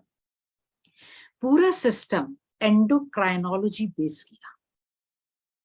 इसीलिए ऋग्वेद का उपवेद आयुर्वेद है। आयुर्वेद क्यों है? अगर अपरेंटली आप ऋग्वेद का जरा वाचन करो या सायन पढ़ो, तो आपको अपरेंट नहीं समझ में आता आयुर्वेद कहां से आ गया। जब आप उसको क्रिएशन का सिस्टम पढ़ते हो, कॉस्मोलॉजी पढ़ते हो, तो वो पूरा आयुर्वेद है। एंडोक्राइनोलॉजी अब सफदरजंग के पास अब बना है एक नया एंडोक्राइनोलॉजी का डिपार्टमेंट। ये हमारे यहाँ तो एजुकेशन जो मेडिसिन सिस्टम है शुरू ही वहां से होता है। इनको कहते हैं संस्कृत में अंतःस्रावी ग्रंथियां। अंतःस्रावी ग्रंथियां, आप ऐसे, जब मुझे बहुत गुस्सा आया या मुझे बहुत रोना आया, तो मैंने अपनी आंखों से टप टप आंसू गिराए, तो मेरा जो जहर था वो बाहर आके गिर गया। इसलिए तुम देखो जेंट्स इस मामले में ज्यादा बीमार होते हैं, क्योंकि हमारे देश में बताया है कि जेंट्स नहीं रोते। ठीक, वो पांचवी छठी के लड़के को पता है रोना नहीं है, वो सारे जहर को अंदर पीता है। आपको भी देखो आपके हार्ट पे कितना प्रेशर पड़ता है जब आपको सब गाली दे रहे हैं और आप जेंट है और आपको नहीं बोलना। जो माँ बच्चे को, लड़के को पैदा करके बड़ा करती है, उसकी हर शिकायत झेलती है, उसी माँ के सामने वो बिल्कुल चुप रहता है, पूछता है माँ क्या करना है। क्या वो उस समय बेटा नहीं होता, लेकिन हर कुछ अंदर पीता है। इनको हम कहते हैं अंतःस्रावी ग्रंथियां। इसलिए जेंट को, अब लेडीज को भी वो समस्याएं होने लगी जो पहले जेंट्स को होती। इसलिए कुछ देर भगवान के आगे, हमारे यहाँ कहते हैं भावपूर्ण होकर के चैतन्य महाप्रभु की तरह नाचो, रो। कभी कभी बच्चे कहते हैं ना आंखें में बिल्कुल सूख जाती हैं कंप्यूटर देखते देखते। मैंने कहा सुबह कुछ देर बैठ के प्रभु के सामने रोया करो, उसको बातें सुनाया करो। जो रोना है ऑटोमेटिक आंखों को साफ करता है। आप ही के आंसू होते हैं, आप ही का सॉल्ट होता है, आप ही की आंखें। अब देखो एक्स्ट्रा डालने पड़ रहे हैं टीयर ड्रॉप। आप ही की आंखें, आप ही का वो है। इसलिए जेंट्स को भी कहता है भावपूर्ण हो जा, उस समय प्रभु के सामने रो, तो आपका ही शुद्धिकरण अपने आप अपनी ही चीजों से हो गया। ये तो बाहर हो गया। अब जो है अंतःस्रावी, जब हमें अंदर ही अंदर गुस्सा आया, अंदर ही अंदर सब हुआ, तो आपके सेक्रेशंस अंदर की तरफ भी होते हैं। इसलिए बुढ़ापे में झुर्रियां आती हैं, क्योंकि सेक्रेशन कम होने लगते हैं, नाड़ियां रुकने लग जाती हैं। निशी है ऑनलाइन, ये डॉक्टर है, तो ये सुन रही होगी। तो वो सारे आपकी अंतःस्रावी ग्रंथियां हो गई। इसलिए बहुत कष्ट हुआ मुझे, बहुत ये हुआ, अंदर ही अंदर सेक्रेशन करेक्ट होने लगे, बहुत सारी चीजें, कैंसर, हार्मोनल इम्बैलेंस, डायबिटीज, प्रमेह, एक्चुअली इसमें डायबिटीज तो अब आजकल हम एक ही शब्द बोलते हैं, आयुर्वेद ने प्रमेह करके उसके बहुत सारे मेथड्स हैं, वो सब इसके आउटकम है। अब तुम देखो इतनी डायबिटीज कभी नहीं बढ़ी थी जितनी अब बढ़ गई है। ये सारे एंडोक्राइनोलॉजी बेस्ड थे, क्योंकि भूत शुद्धि में पता ही नहीं, इसलिए हमने सारी की सारी प्रक्रिया एक धर्म और एक सनातन पद्धति पर लाके टिका दी। एक पूरे कॉन्सेप्ट को धर्म चक्र कहा, काल चक्र कहा, समय चक्र कहा। यही अशोक चक्र है जो झंडे के बीच है। बड़े दुख की बात है, आप संसद भवन में लिखा हुआ है उस गोले के नीचे धर्म चक्र प्रवर्तनाय, धर्म चक्र के प्रवर्तन के लिए संसद भवन बना है। अब आप जरा उसकी लोकसभा की वो देखें और अपने सिर को कहें कि धर्म चक्र प्रवर्तनाय, धर्म चक्र निवर्तनाय। आप सोच सकते हैं, उनको ही नहीं पता। इसलिए सब चीजें ऊपर से नीचे आती हैं फिजिक्स में, नीचे से ऊपर नहीं जाती। अब ये सारी का सारा कॉन्सेप्ट इस तरह बना दिया। जीवन की अभिव्यक्ति, अब मैं इसके लास्ट में आने की तरफ आती हूँ। एक कहानी लास्ट में खत्म करूंगी महाभारत की सुना के। जीवन की अभिव्यक्ति भौतिक जीवन की ऊर्जा से होती है। ऊर्जा इज एनर्जी। आप कुछ भी नहीं हो, आप एनर्जी हो। मैं हूं 5 फुट 3 इंच हूं, एनर्जी मुझ में है नहीं। अब बताओ क्या करें। आपकी पूरी लाइफ जो है वो एनर्जी के ऊपर बेस करती है, और एनर्जी अनसीन होती है। पूरा फिजिक्स सिस्टम यही है। एनर्जी आपको चलाती है, एनर्जी आपको गिराती है, एनर्जी आपको उठाती है। This is unseen. इसलिए शक्ति का कॉन्सेप्ट पूरा अनसीन है। वो कहता है जब शक्ति वो पढ़ाओ ना, दुर्गा को पढ़ाओ, तो दुर्गा पहले कहता है ये शक्ति पता क्या है। कोई भी बड़े से बड़ा आदमी अपनी आंखें शक्ति के गोद में खोलता है। माँ की गोद में बहुत बड़ा पहलवान, बहुत बड़ा प्राइम मिनिस्टर अपनी आंखें का खोलता है, दुनिया को देखता कहाँ है, माँ की गोद में। इसलिए माँ की गोद का मतलब है शक्ति के अंदर ही खोलता है, और वो कहीं नहीं होता, और उसी गोद के अंदर ही वो ढका जाता है, इसी गोद में सहलाया जाता है, इसी गोद में उठाया जाता है। तो अब शक्ति से परे कुछ है ही नहीं। इसलिए इस देश ने शक्ति पूजा को सबसे अधिक महत्व दिया। ये एनर्जी, ये जीवन का बुनियादी हिस्सा। अब देखें कैसे। अब मैं इसको अगला दूसरा साइंटिफिक लॉ बताती हूँ। ये जीवन एनर्जी के कारण है। एनर्जी आपके जब सांस लेते हैं, प्राण, इसके कारण आ रही है। ठीक है। कुछ देर के लिए जो देश में चल रहा है इसे भूल जाए। आपने सांस खींची, मैक्सिमम जो आपका सांस है वो आपका इतना हिस्सा ले जाता है। मान लो 100 है, तो 100 में आप परसेंटेज अगर माने पुराण की और वेद की, तो 70 से 75% ये ले जाता है। हाय हाय, ब्राह्मण ने देश खा लिया। ये ही हिस्सा आपको वाइटल बनाता है। इस हिस्से ने रॉकेट आसमान में चढ़ा दिया, इस हिस्से ने वॉशिंग मशीन बना दी, इस हिस्से ने सब कर दिया। इसका एक्सपेंशन बहुत दूर तक है। हाथ का एक्सपेंशन नहीं है, पैर का एक्सपेंशन नहीं है, लेकिन इस हिस्से का ये ब्रेन कहां से कहां ले जाता है। इसने कोरोना, इसने चेचक, इसने पता नहीं क्या क्या ढूंढ के रख दिए। आपका जो सांस खींच रहे हैं मैक्सिमम इसको ले जाता है। इसलिए तुम देखो जो पड़े रहते हैं, जो गिरे रहते हैं, जो पीते हैं, उनका ये ब्रेन वो बहुत बीमार होते हैं। इसलिए आजकल जो है ना ये डिमेंशिया नाम की बीमारी आ रही है। मेरे कुछ कुलीग कभी कभी फोन करते हैं, मैंने कहती हूँ कठिन काम करो। कठिन का मतलब ये नहीं है कि आप हल चलो। कठिन का मतलब है जैसे कि कोई सुडोकू वगैरह मुश्किल सवाल। हमारे पिताजी कहा करते थे, जब हम कहते हैं पापा ये ना थोड़े सवाल मुश्किल है, मैं कह रहा हूँ यही करो, यही करो। अगर नहीं समझ रहा इसी को ढूंढो। जो उसको लगातार नया ढूंढता रहता है वो मेरे पिताजी की तरह फिट रहता है। जो रुक जाता है, क्योंकि ये हिस्सा बूढ़ा नहीं होता, ये अगले जन्म में साथ जाना है, सब कुछ फैकल्टीज बुद्धि वगैरह साथ जानी है, तो ये बूढ़ा होना नहीं। इसलिए बूढ़ा नई लैंग्वेज सीख रहा था, बिल्कुल करेक्ट है, सीख सकता है, क्यों नहीं सीख सकता। इसलिए कोई ना कोई काम ऐसा रखना चाहिए जिसमें ब्रेन चलता रहे, ब्रेन चलता रहे। अगर आप उसे आराम दे डाल दोगे, बच्चे को 2 ही सवाल रटाओ, 3 सवाल रटाओ, हमारे अष्टावधानी शतावधानी बहुत सारे तरीके के लोग हुआ करते थे, तो आप उनके ब्रेन को खत्म कर रहे हैं। ये जो है आपका प्राण हुआ, ये 5 भागों में बट गया। सबको आता होगा प्राण, अपान, व्यान, समान, उदान। 5 हिस्सों में बट गया। 5 हिस्सों में जब बट गया तो आपको इनके मीनिंग भी पता है। आपकी बॉडी इस एनर्जी के कारण टिकी है।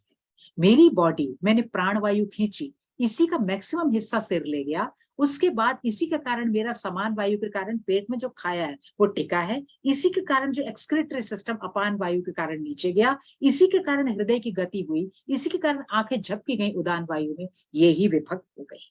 70 इतना हिस्सा ले गया, 30 में बाकी सब हो गई। इसलिए जब जब उल्टा होगा तब तक प्रलय के नजदीक होंगे आप। इसलिए ये हो गया आपका हिस्सा, इतना हो गया, अब इसको यहीं पे टिक जाए। ये सबसे इंपॉर्टेंट हिस्सा था वायु। अब हम कलयुग में वायु के पॉल्यूशन तक पहुंच गए। आप यही पढ़ा है वायु को ठीक करो, नहीं ऐसे नहीं ठीक हो सकता, इंडिविजुअल एफर्ट होगी। जब बच्चे को होश आया 3 साल का हुआ तब से शुरुआत हो जाएगी और एंड के दिन तक होती रहेगी। इसलिए हमने अंत्येष्टि में भी ये चीजें सब डाली। अब ये आपका 5 हुआ। अब ये कैसे आपकी बॉडी ठंडी होगी इसको ऐसे देखिए। पहला हिस्सा है आपका एक एनर्जी है, आपका एक तापमान है। तापमान जब घटने लगा, जब आदमी जाने लगता है ना, सबसे पहले उसकी आवाज जाती है।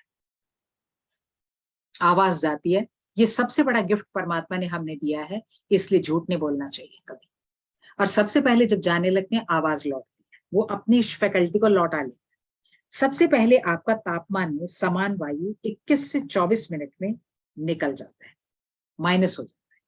फिर प्राणवायु 48 से 64 में, उदान वायु 6 से 12 घंटे में, अपान वायु 8 से 18 घंटे में जाती है।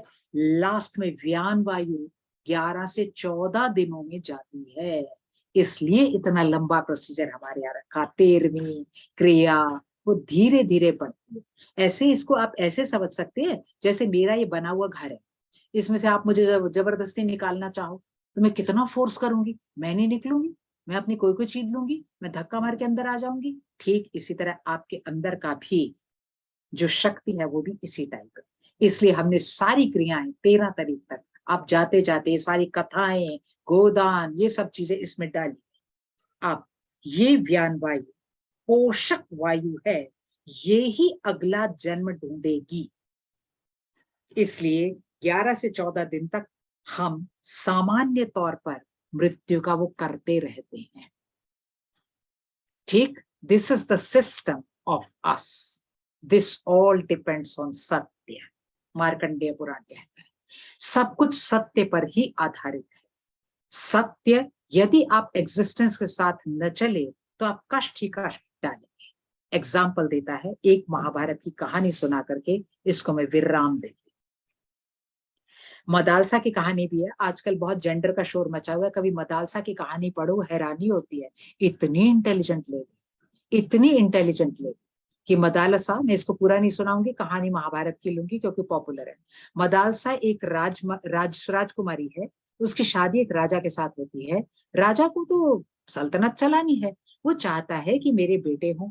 मदालसा ने कैरी किया हुआ है, शक्ति ज्यादा इंपॉर्टेंट है शक्तिमान से, शक्ति कैरी किया हुआ है, वो उसको अंदर गर्भ में है, रोज ही कहती है ये संसार निरर्थक है, पता नहीं तू गर्भ में कैसे आ गया। अब ये देख, इसमें बहुत कष्ट है, इसका कोई लाभ नहीं है, ये तो सब पालेगा, इसका भी लाभ नहीं है। बालक पैदा होते ही जंगल को चला जाता है, कहता कोई लाभ ही नहीं है। जब चौथी बार, उसने 3 बच्चे ऐसे ही चले गए थे, चौथी बार उसको बंदी बना लिया राजा ने कि ये तो एक भी बच्चा नहीं बचने देगी। जब एक बच्चा नहीं बचने देगी तो बहुत मदालसा परेशान हुई। मदालसा का जो ब्रह्मा के ऊपर लिखा हुआ कॉन्सेप्ट है, कमाल का है, बहुत गहरा है, एक एक शब्द खोलने में टाइम लगता है। तो जब उसका बेबी होने लगता है, प्रसव होता है, तो उसको कहती है अच्छा पर तुमने इसको बेकार करवा दिया, रोज मुझे बंदी बनाया, अब बालक हुआ, इसका नाम रख। तो पति कहता है पहले नाम का रखने का अधिकार माँ का है, क्योंकि तुमने कह रही क्या तुम रखो नाम। माँ सोचती है, उसको सुझाता है इसका नाम मृत्युंजय रख दे, कहता कितना निरर्थक नाम है, सभी मर जाते हैं, ये नहीं चलेगा। वो कहते हैं इसका नाम ये रख दो, कहती कितना निरर्थक है, तो इसका नाम यश रख दे, कहता आप यश तो जुड़ा हुआ है। आखिरकार कहती है हे बालक, तेरे को मैं कोई ज्ञान नहीं दे सकी, तेरा नाम अलर्क रख दिया मैंने। अलर्क मतलब यूं ही निरर्थक सा, पर सुन, क्योंकि तू आ गया है, तेरे पिता की इच्छा, अब मेरे से ज्ञान ले, और इस ज्ञान को जिस दिन तू रोएगा उसको याद करियो। तो वो अलर्क की कहानी मार्कंडेय में कमाल की कहानी लिखी गई है कि जब वो बहुत दुखी हो जाता है संसार में तो माँ के एक एक शब्द याद करता है। इसलिए इस देश में स्त्री बहुत ऊपर थी। अब हम इस सत्य की कहानी को खत्म करते हैं महाभारत की कहानी से। महाभारत का युद्ध हो गया, 18 पर्व आपने फिल्म में देखे होंगे, इधर उधर देखे होंगे, बहुत कुछ देखा। अब 18 पर्वों के बाद युद्ध विराम हो गया, पांडव जीत गए। जीत के क्या मिलना था? सिर्फ धर्म की स्थापना हुई। जो अधर्म छल से युक्त हो गया था द्वापर युग में, धर्म की स्थापना हो गई। अब उनको क्या करना है? राजभोग तो कोई करना ही नहीं। अर्जुन के पोते परीक्षित को बैठाया, वो तो चल दिए सारे। जिन्होंने लड़ाई की वो तो बैठे ही नहीं कुर्सी पे। वो उनको छोड़ करके आगे चले गए। आगे कहाँ गए? वो हिमालय पे चढ़ते चढ़ते चढ़ते चढ़ते ऊपर चले गए। ऊपर चढ़ते चढ़ते चले गए। किसी ने किसी को नहीं देखा, सब चुप थे। इतना नरसंहार के बाद, इतना सब करने के बाद सब चुप थे, सब शांत थे। युधिष्ठिर चला जा रहा था आगे आगे, बाकी 4 पांडव पीछे पीछे, और एक कुत्ता भी। इतने लोग उसके ऊपर चढ़ते चले जाते, चढ़ते चढ़ते चलते हुए, हारे हुए, दुखी हुए हुए, परेशान हुए हुए, निराश हुए हुए, अपने में खोए हुए। युधिष्ठिर बिल्कुल कूल था, एकदम शांत था, वो सबसे आगे था। चलते चलते सडनली द्रौपदी गिर गई। मार्कंडेय पुराण कहता है द्रौपदी गिर गई। युधिष्ठिर ने मुंह भी नहीं फेरा। बाकी पांडवों ने शोर मचाया, भीम बहुत बोला, तुम्हें इतना वो नहीं है, महिला है, वो गिर गई, आप मुड़ के देख नहीं सकते उसे। वो युधिष्ठिर को मतलब उलाहना देता है, बार बार उसे कर्स करता है, तुम्हें इतनी समझ नहीं है कि द्रौपदी गिर गई है, मुड़ के देखो। युधिष्ठिर ने एक बार मुड़ के देखा, बिल्कुल गंभीर भाव से उसने मुंह परे किया और चलती गई। अर्जुन ने पूछा, नाथ ये सबसे पहले क्यों गिरी? सारा महाभारत इस कारण हुआ। युधिष्ठिर ने उत्तर दिया, इसका पति एक ही था, अर्जुन, लेकिन समाज में ये भ्रांति फैली रही कि इसके 5 पति हैं। ये असत्य इसे सबसे पहले ले बैठा। आज तुम देखो सबसे ज्यादा असत्य सूचना की लेवल पर है। आप कोई भी चैनल उठा लो, इतना झूठ बताएंगे। कलयुग में ये पहला फीचर होता है, इसलिए उसने देखा ही नहीं, द्रौपदी सबसे पहले गिर गई। नॉन बॉदर, इसलिए वो आगे बढ़े। आगे बढ़े तो उसके बाद सवाल पहला भीम ने पूछा था कि ये क्यों बोला, तो युधिष्ठिर ने उत्तर दिया था, द्रौपदी ने सदा झूठ को बोला, कभी उसे ठीक करने की कोशिश नहीं की, और समाज में गलत मैसेज गया, इसलिए वो अपने ही कर्मों से पहले गिर गई। सेकंड, नकुल गिरा। नकुल गिरा तो उसने, सब चढ़ते गए, बस सबने उदास भाव से उसे हल्का सा देखा।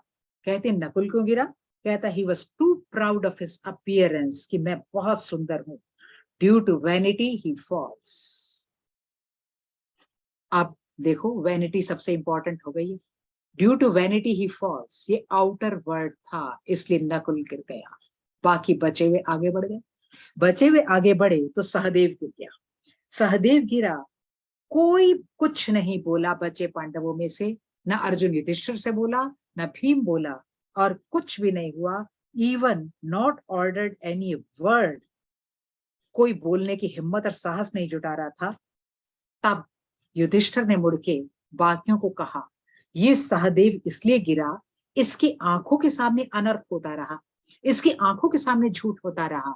कभी भी इस आदमी में इतना साहस नहीं हुआ कि ये सच बोल पाए। ये सच को जानता हुआ भी बंद मुंह करे बैठा रहा, इसलिए ये गिर गया। अब हर एक गिरने का कॉज आप देखो, इस संसार में कलयुग में पहले से ज्यादा उथला और गहरा, इसलिए इसी सीक्वेंस से पुराण कहानी लिखता है। नेक्स्ट, भीम गिर गया। भीम गिर गया तो बस अब 2 ही बचे थे, एक अर्जुन और एक युधिष्ठिर। भीम गिरा, दोनों ने कुछ नहीं देखा, ठीक है, गिर गया। अर्जुन को उसने कहा, युधिष्ठिर ने, ये एक बुल की तरह खाता था, एट लाइक ए बुल। जो बुल की तरह खाता है वो दूसरों के हिस्से का भी खा जाता है, जितनी उसे जरूरत नहीं होती, पहली चीज। दूसरे से दूसरों को टॉर्चर करके बड़ा मजा आता है, क्योंकि वो दोनों को लेके आंख में पानी में डूब जाता था, जब वो रोते थे चिल्लाते थे उसे बड़ा मजा आता था। कहता है इसलिए दूसरों को अपराध देने से, कई कई बार वो देना भी नहीं चाहिए उन्हें, ये टॉर्चर नहीं देना चाहिए, इसलिए वो दूसरों को परेशान करने के कारण, दूसरों को सफरिंग के कारण, और दूसरे की सफरिंग में खुद खुश होने के कारण गिर गया। अब अर्जुन और युधिष्ठिर रह गए। अब अर्जुन ने कुछ नहीं पूछा, चलता रहा, किसी ने कुछ नहीं पूछा। फिर अर्जुन गिर गया, कुछ नहीं हुआ तो मार्कंडेय से जमीनी पूछते हैं, भैया अर्जुन क्यों गिरा? अब तो युधिष्ठिर अकेला रह गया, सवाल जवाब भी नहीं है। तो वहां पर ऋषि उत्तर देते हैं कि किसने पूछना था, क्योंकि अब अकेला ही युधिष्ठिर रह गया था। उसको कहता है उसकी his vanity of best archer came to fall. उसने कहा मैं सबसे बड़ा धनुर्धारी हूं, ये गलत स्टेटमेंट थी, क्योंकि वो औरों को उसने कब देखा था, इसके कारण मर गया। अब वो कहता है कि जो आदमी बहुत ज्यादा किसी विद्या में निपुण होता है ना, बड़ा घबराया रहता है कि कोई मेरे से ऊपर ना हो जाए, कोई मेरे से ऊपर ना हो जाए, मैं ही सबसे ऊपर रहूं। इसलिए वो सारे काम अनर्थक भी करता है, जैसे आजकल चल रहे हैं, हम ही पार्टी में रहें, कोई भी मेथड लगाए, तो ये उसको ले बैठा। अब एक ही बचा था, युधिष्ठिर। अब युधिष्ठिर जो है वर्चुअस बॉडी था, चलने लगा, देवलोक के सामने कहता अरे बाहर जाओ, तुम्हारा तो शरीर है, हम शरीरधारी को थोड़े ना अंदर लेते हैं, पहले शरीर छोड़ेंगे तब आएगा। अब वो कहता है जी ठीक है, और दूसरा तुमने कहा तुम ऐसा करो अप्सरा के लोक में चलो। युधिष्ठिर को मार्क कर दिया अप्सरा लोग, वहां अप्सराएं थी, बड़ी बड़ी खूबसूरत थी, युधिष्ठिर ने देखा ही नहीं किसी। अप्सराओं को बड़ा गुस्सा आया, युधिष्ठिर के ऊपर कोई असर नहीं पड़ा, अप्सराएं अप्सराएं थी, उसने कोई ध्यान नहीं दिया। तब उसको बोलते हैं कि आ ऐसा कर, उसके साथ सिर्फ एक कुत्ता था, फिजिकल बॉडी है तेरी, आजा, तेरे को पहले धर्म यमराज बोला कि स्वर्ग भी दिखा दें और नरक भी दिखा दें, फिर तू चूज कर लेना तुझे कहाँ रहना है। अब उसको दिखाने ले गया, कहानी बहुत इंटरेस्टिंग लिखी है, पहले वो उसको स्वर्ग में ले गया। तो जिन्होंने उसे बहुत तंग किया था, जिन्होंने द्रौपदी का चीरहरण कर दिया था, वो सारे स्वर्ग में बैठे थे। एक बार युधिष्ठिर चकराया, पर उसने अपने को न्यूट्रलाइज कर लिया, उसने कोई हाव भाव नहीं दिखाया, फिर वो नरक में आए। वहां जो जान दे रहे थे पांडव उसके लिए, वो बंद थे। एकाएक तो जगलरी उसे समझ में आई नहीं कि ये जो है, जिन्होंने धर्म के लिए इतनी लड़ाई की, मर कट गए, वो सब स्वर्ग नरक में पड़े हैं, और जिन्होंने बहुत मजे किए और हमें इतना टॉर्चर किया, स्वर्ग में पड़े हैं। लेकिन यमराज तो उसे दिखा रहा था और उसके चेहरे की तरफ देख रहा था। फिर उसने बोला यही नियति है। अब वो कहता है ऐसा, युधिष्ठिर ने कहा यही नियति है, वो चुप रहा। अब यमराज ने उससे पूछा अब तुम ये कुत्ते का क्या करोगे? वो कहता है इसने तो मेरा साथ लगातार ही दिया है, इसका मैं क्या करूं? कहता आपको पता है यदि श्वान हो तो आपको स्वर्ग में एंट्री होगी नहीं, यही पांडव जो नरक में बंद है, यही तुम्हें बंद होना पड़ेगा, या तो ना देखो यहाँ कितने हैं। यमराज ने कहा। कुछ देर उसने कुत्ते की तरफ देखा, फिर कहता मैं नरक में ही रहना चाहता हूँ, अपने भाइयों के साथ ही रहना चाहता हूँ, पर मैं कुत्ते को नहीं छोड़ना चाहता, क्योंकि इसने मेरा साथ अंत तक दिया है। बहुत बुरी यातना नरक की, वहां पर पुराण लिखता है। युधिष्ठिर अपने को एडजस्ट कर लेता है और वो उसे एक्सेप्ट कर लेता है। ज्यों ही एक्सेप्ट करता है, त्यों ही वो कुत्ता धर्मराज का रूप ले लेता है, और वो कहता है कि आप अपनी परीक्षा में पूरे हो गए, इसीलिए आपका नाम युधिष्ठिर था। जब हम आपको स्वर्ग में ले गए, वहां आपके दुश्मन बन थे, आप में हेटरेट का भाव नहीं आया। जब हम आपको नरक में ले गए, तो आपके भाई जो जान छिड़कते थे, आप उफ नहीं आपने की, तब भी आपने अपना वो परिचय दिया, बैलेंस युद्धि। इस शरीर के अंदर कौरव पांडव जो हैं, उसमें स्थैर्य का परिचय दिया। इसलिए मैं कुत्ता जो हूं, मैं ही धर्मराज हूं।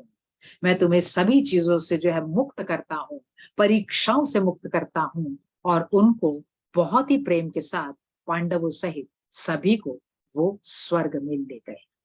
अब एक सत्य वचन आपको तारने में समर्थ है, एक असत्य वचन आपको गिराने में समर्थ है।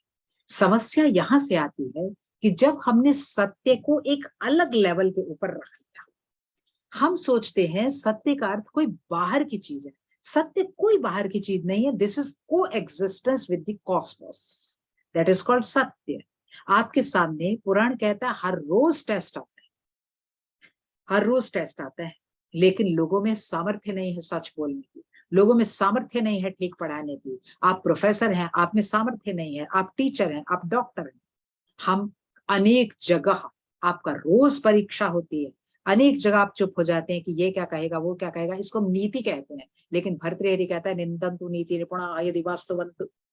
इसलिए कलयुग के अंदर अनर्थ का बोलबाला होता है, बढ़ता चला जाता है, धर्म आपको ढूंढे नहीं मिलता। This is the main cause, Markandeya Purana कहता है, आपके नीचे गिरने का। मार्कंडेय पुराण में समस्त कहानियां इस सत्य के ताने बाने के आसपास घूमती हैं। आप कोई भी कहानी लो, उसका एंड, उसका मध्य, उसका ये सत्य पर आकर टिक जाता है। सत्य के कई आउटकम बताता है, सत्य के कई प्रेजेंटेशंस बताता है। जैसे हरिश्चंद्र का मुर्दों के साथ बता दिया, अलर्क का, उस मदालसा का उसने कंसीव किया, उससे बता दिया। एक सामान्य व्यक्ति का ये कहानी भी उसी में आती है कि जो वो कहता है कि मेरे को ज्ञान दो, ज्ञान दो। कहता है ज्ञान, तेरे को कहाँ ज्ञान है? तो वो बहुत बड़ा ज्ञानी है। छात्र सोचता है गुरुजी मुझे भेजेंगे एक परम ज्ञानी तिलकधारी के पास, में ज्ञान लेके आऊंगा, बड़ा भारी यशस्वी होगा। गुरुजी कहते हैं देखो, 3 गली छोड़ के एक कसाईयों की बस्ती है, उसमें एक लड़का वहां पर एक्स नाम का है, वहां जाओ, वो तुम्हें ज्ञान देगा। तो वो बड़ा हैरान, कसाईयों की बस्ती में भेज दिया। हर कहानी इस तरह, आपको हर एक का मीनिंग निकालना पड़ता है। कसाईयों की बस्ती में जाता है, लड़के को देखता है, वो काट रहा है, मांस काट रहा है, कहते ये मुझे क्या ज्ञान देगा। लड़के के चेहरे के ऊपर कोई भाव नहीं है, शांत भाव से काट रहा है। काटने के बाद उसने दुकान को दोपहर को बंद किया, तो कहता है मैं आपसे ज्ञान लेने आया हूँ। कहता चलो। वो साथ जाता है, घर जाके उसने हाथ धोए, अच्छी तरह वो किया, मंत्र पाठ किया, पिताजी की सेवा की, पहले उसे खाना बना के दिया, फिर खुद खाया। कहता तो तुम वहां पर काटते क्यों हो? कहता ये मेरा पुश्तैनी काम था, मेरे पास कोई और काम नहीं है, ना मैं खाता ना मैं कुछ और करता। पिताजी की सेवा के बाद जो बचेगा प्रसाद वो मैं खाऊंगा। शिष्य को पता लगता है ये सत्य है। ऐसे सत्य की हर लेवल के ऊपर मार्कंडेय पुराण छोटे छोटे टुकड़े, छोटे छोटे टुकड़े, छोटे छोटे टुकड़े डालता है, ताकि आपकी वृत्ति कोई भी हो, सात्विक हो, राजसिक हो, तामसिक हो, आपको कुछ मिले। आपकी वृत्ति कोई भी पद्धति की पूजा की हो, कृष्ण की हो, राम की हो, भूत की हो, प्रेत की हो, आपको कुछ मिले। क्योंकि पूरा का पूरा कॉन्सेप्ट सत्य का भूत शुद्धि पर आश्रित है। इसलिए हमने सनातन धर्म के अंदर ये मंदिर नाम की चीज बना करके, या पूजा का सिस्टम बना करके, कर्मकांड का सिस्टम बना के, पौरोहित्य का सिस्टम बना के इसको जीवित रखा। रोज आप सब न कर सकें, रोज नहाएंगे तो सही।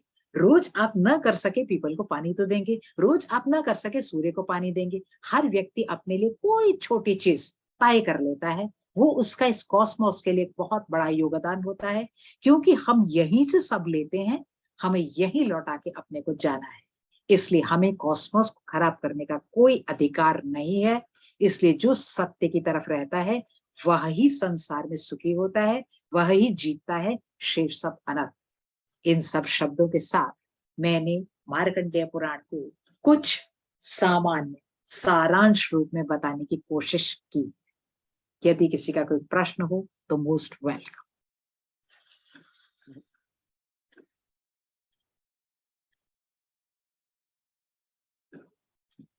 प्रश्न इनवाइटेड।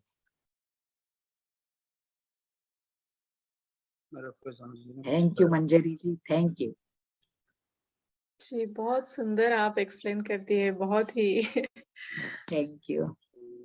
Great great. चीज अंदर तक जानी चाहिए कि हम जो कर रहे हैं वो ठीक है। जी जी जी। ये मेन चीज है। ये बहुत जरूरी है, हर एक को इस तरह से एक्सप्लेन करना बहुत जरूरी है। हाँ, जो आपका तरीका है एक्सलेंट है, excellent. Thank you thank you thank you. नमस्ते मैडम। ठीक है आर्य सर, नमस्कार सर। आर्य सर नमस्कार। आज नमस्कार आपके नमस्कार दर्शन हुए। हाँ, मैं सुन हाँ रहा जी। था। हाँ, एक जो आपका आपने मदालसा की हाँ जी सर। कहानी सुनाई, हाँ जी सर। डॉक्टर सत्यव्रत सिद्धांतालंकार ने अपनी पुस्तक संस्कार चंद्रिका में हाँ जी। उसे किसी और रूप में प्रस्तुत किया है कि हाँ उसके जी। पहले शायद 7-8 बच्चे हुए जो सब ब्राह्मण वृत्ति के थे, सन्यासी हाँ सन्यास की तरफ जिनका रुझान था। हाँ तो पिता को बहुत चिंता हुई कि इस तरीके से हाँ तो हमारा वंश नहीं चलेगा। हाँ तो उन्होंने जो उसका कैरेक्टर ऑफ मंत्र था, जो बुद्धोसी, मुझे हाँ पूरा मंत्र तो नहीं मालूम, हाँ तो जी। उसको चेंज किया। तो वो जो उनका अगला बालक हुआ वो हाँ क्षत्रिय गुण वाला हुआ। तो हाँ जी। इसका मतलब यह है कि we can have designer babies. जिस प्रकार के भी बेबीज हम प्रेगनेंसी में, जिस प्रकार की हाँ जी। सोच, जिस प्रकार के मंत्र हाँ जी। उच्चारण करते हैं, मंत्र पाठ करते हैं, स्वाध्याय हाँ करते हैं, हाँ जी उसका सर। प्रभाव पड़ता है। बहुत ज्यादा, बहुत ज्यादा। इसलिए गर्भाधान संस्कार से ही तो शुरू होते हैं ना संस्कार सर। आपकी बात हाँ जी। बिल्कुल ठीक है। समस्या ये है, पुराणों की कहानी लोग ओरिजिनल, पुराण में सबसे बड़ी दिक्कत ये है। Thank you Preeti ji. पुराण में सबसे बड़ी दिक्कत है, जब तक आप पूरा ना पढ़ो आप नहीं पढ़ा सकते। कहानी शुरू करता है, द्रौपदी बड़ी रोई, अगर आपने आधे में छोड़ दिया तो आप द्रौपदी की पैथेटिक स्टोरी बना लोगे। दिमाग में, और आप झंडा लेके खड़े हो जाओगे, हाय हाय द्रौपदी पे अत्याचार पुरुषों ने किया। जब आप पूरी कहानी पढ़ते हो तो द्रौपदी का धर्म क्या था, द्रौपदी का कर्म क्या था, द्रौपदी का आचरण क्या था, वो एंड में आएगा। तो आप कोरिलेट कर पाते हो। सारी कहानी ऐसे जो read in totality, not हाँ in जी सर, isolation. हाँ जी सर। ये तो शशि कुमार मैम ने जब अपॉर्चुनिटी पहली बार दी तो मैं पहले चकरा गई। मैंने कहा अच्छा आधा पढ़ के नहीं है पढ़ाया जाएगा, इसको पढ़ना तो पूरा ही पड़ेगा। फिर मैंने कोरोना में 7,700 पेज पहले एक पुराण के पढ़े, फिर चीजें जोड़ी। हाँ जी। और अब देखो इस जैसे कथा में, हाँ जी सॉरी, इस कथा में आखिरी में ऐसा भी है ना कि यही जो बच्चा आखिरी वाला रहता है वो फिर युद्ध करके सभी हाँ भाइयों हाँ को एक साथ बुलाता है, ऐसा कुछ हाँ है ना हाँ आखिर हाँ में हाँ, इसी की जीत बिल्कुल होती है। हाँ बिल्कुल। लेकिन वो बहुत ही प्रोसेस सुंदर। लंबा है, जी प्रोसेस बहुत लंबा, लंबी है, बहुत लंबी है। प्रोसेस लंबा हो जाता है। जी मुझे एक पूछना था। आपने कहा हाँ कि समान वायु 12 से 23 मिनट में चला जाता है, उसके बाद 38 और 64 में प्राण चला जाता है क्या? देखो ऐसा है, क्योंकि उसके बाद उदान, उसके आ, बाद अपान, उसके बाद ये ज्ञान। है तो बड़ा डरावना, लेकिन जब हाँ पिताश्री गए तो हाथों में गए। ये मैं पढ़ा देती थी पहले, हल्का हल्का। जो अनुभव मैंने किया अपने हाथ जी में वो तब मुझे कितनी चीजें तंत्र की और हठ योग की वहां क्लियर हुई। कुछ चीजें ओ सिर्फ प्रैक्टिस से आती हैं जो आती नहीं। जैसे आप वो पढ़ लो ना, चाय का पानी इतना रखो चीनी इतनी डालो, आता नहीं जब तक किचन में जाके वो सब नाटक ना। इसलिए समान वायु आपका पेट पहले जो बीच में होती है, नाभि के आसपास घूमती है, क्योंकि जी हमारा ओरिजिन नाभि से है। जी इसलिए ओरिजिन नाभि से, इसलिए ब्रह्मा का नाभि कमल है। माँ के उससे निकल के आया। आप शरीर का आधा हिस्सा नाभि मेन पॉइंट है, इसलिए नाभि से मृत्यु शुरू होती है। इसलिए तंत्र जहां पर जो है नाभि से शुरू करता है, नीचे के पैर बांध दिए क्योंकि मूलाधार से दोबारा फिर जाएगा, तो वो जी 21 से 24 मिनट में अंदर की एयर बाहर आएगी। इसलिए कई देर वो जो हाथ पैर ढीले पड़े रहते हैं ना, उसके बाद स्टिफ होता है, वो पहले स्टिफ नहीं होता। प्राणवायु 48 से 64 घंटे अननोइंगली अंदर काम करती रहती है। इसलिए जहां वो लिखता है मॉर्चरी वगैरह में उनके नाखून वगैरह बढ़ते रहते हैं। कोमा में जो पड़े हुए हैं सब, वो सब बढ़ते रहते हैं। जी जी उड़ान वायु 6 से 12 घंटे में, इसलिए वो कहते हैं आंखें डोनेट कर दो। हाँ हाँ, वो जीवित होती हैं अंदर। जी ठीक है। उसके बाद अपान वायु 8 से 18 घंटे, क्योंकि अगर कोई ऐसे गया है तो वो मलमूत्र विसर्जन कर सकता है, क्योंकि वायु तो अपना काम कर रही है, बीच में से एनर्जी निकल गई ना। बाकी चीजें तो वैसे ही चल रही हैं, जैसे लट्टू घूम रहा है, हाथ ने हाथ तो हटा दिया पर लट्टू घूमता जा रहा है। वही मेथड है। लट्टू में से मैंने इसको दिया, एनर्जी दी और घुमा दिया लट्टू को, तो लट्टू तो चलता जा रहा, आपने हाथ कमर लिया। और व्यान वायु 11 से 14 दिन में पहुंचती है, इसलिए वो अपना एंड देख रहा है। जो दूसरे को चाकू मार के जाते हैं ना, वो सब देख रहा होता है। मैडम आपने समान वायु का बताया, उसका कितना ड्यूरेशन है? सर 21 से 24 मिनट में वो ठंडा होने लगता है, तब तक आपका बॉडी गर्म ही रहता है। लग आता है वो डिक्लेयर कर देता है, लेकिन बॉडी पूरा ठंडा नहीं। और प्राण वायु 48 से 64 घंटे। हाँ जी सर। उदान उदान आपका 6 से 12 घंटे, इसलिए आंखें जीवित रहती आदमी की। अच्छा। हाँ, इसीलिए वो कान को ढक देता है ना, कान में रुई डाल देता है। नहीं तो वो बेटा कान में सुनाता है पिता को कि तूने अपनी वायु पूरी कर ली है। इसलिए इतनी सारी क्रियाएं बेटे के लिए रखी गई हैं, क्योंकि वो उसका हिस्सा होता है। बेटा जो है वो पिता का हिस्सा है, माँ का हिस्सा है, इसलिए बेटे के लिए इतनी क्रियाएं रखी गई जमीन पे, ताकि बेटा स्वस्थ सुंदर तंदुरुस्त रहे। नहीं तो उसकी वायु में बिगड़ जाएंगी। कुछ तो सोचेगा ना इससे, इस सब यातना को देख के, इसलिए सारी चीजें रखी गई।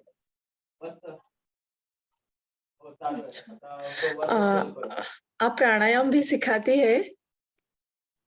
मेरा तो इतने काम होते हैं, प्राणायाम ऑटोमेटिक हो जाता है। हाँ, आपसे मतलब ये है ना, प्राण के बारे में सीखना है, प्लीज प्लीज प्राण के बारे में आप बहुत एक चीजें पढ़ती लेक्चर। रहती, उलझुल पढ़ती रहती। जी, क्योंकि कहीं जगह प्राण को भी जड़ कहा गया है, इसके बारे में मुझे थोड़ा सा नहीं, नॉलेज चाहिए। प्राण प्राण जड़ तो नहीं, आप ना नहीं इसको है, आप वैसे तो नहीं है। नहीं, आपको मैं रफली बताती हूँ। अगर जी। आपने एक केमिस्ट्री का या फिजिक्स का कोई प्रैक्टिकल कभी किया, तो हम्म। स्कूल में याद करो क्लास 6 में आपको बताया था एक प्रैक्टिकल बड़ा आसान होता था। एक शीट लो, उसमें उसमें पानी डालो, पानी में नमक डालो, डिसॉल्व हो गया। अब फिर गर्म करो, अब ये बन गया। अब नमक के क्रिस्टल बने, नॉन क्रिस्टल बने, फॉर्म्स हैं डिफरेंट। जी प्राण, जी जी। हाँ, उसकी फॉर्म्स है, एकादश, रुद्र, ये वो सब फॉर्म्स है उसकी। हाँ। और वैसे इसलिए तो वो कुछ निर्जल, आत्मा को आत्मा की छवि बोलते हैं ना उसको, नहीं, प्राण को। देखो दो मेथड है पढ़ाने के। एक तो ये फालतू के शब्द बोलते रहो कि सब कुछ अच्छा। परमपिता परमात्मा है, ये फालतू के शब्द है मेरे हिसाब से। जी जब जी। शास्त्र पढ़ाओ तो शास्त्र की तरह पढ़ाओ, तो आप ठीक से शब्द का प्रयोग। जी। ये भ्रम इसलिए पैदा हो गए, सामान्य आदमी को यही बताओ ये तुम्हारी शक्ति माँ है, ये दुर्गा है, माँ है, बस इतना बताओ। लेकिन जब आप क्लास में पढ़ा रहे हैं तो दुर्गा को ढंग से बताओ, दुखे न कभी तुम शक्यते, जो दुख से आप तक पहुंचा जाता है, क्योंकि आप एक शास्त्र पढ़ा रहे हैं।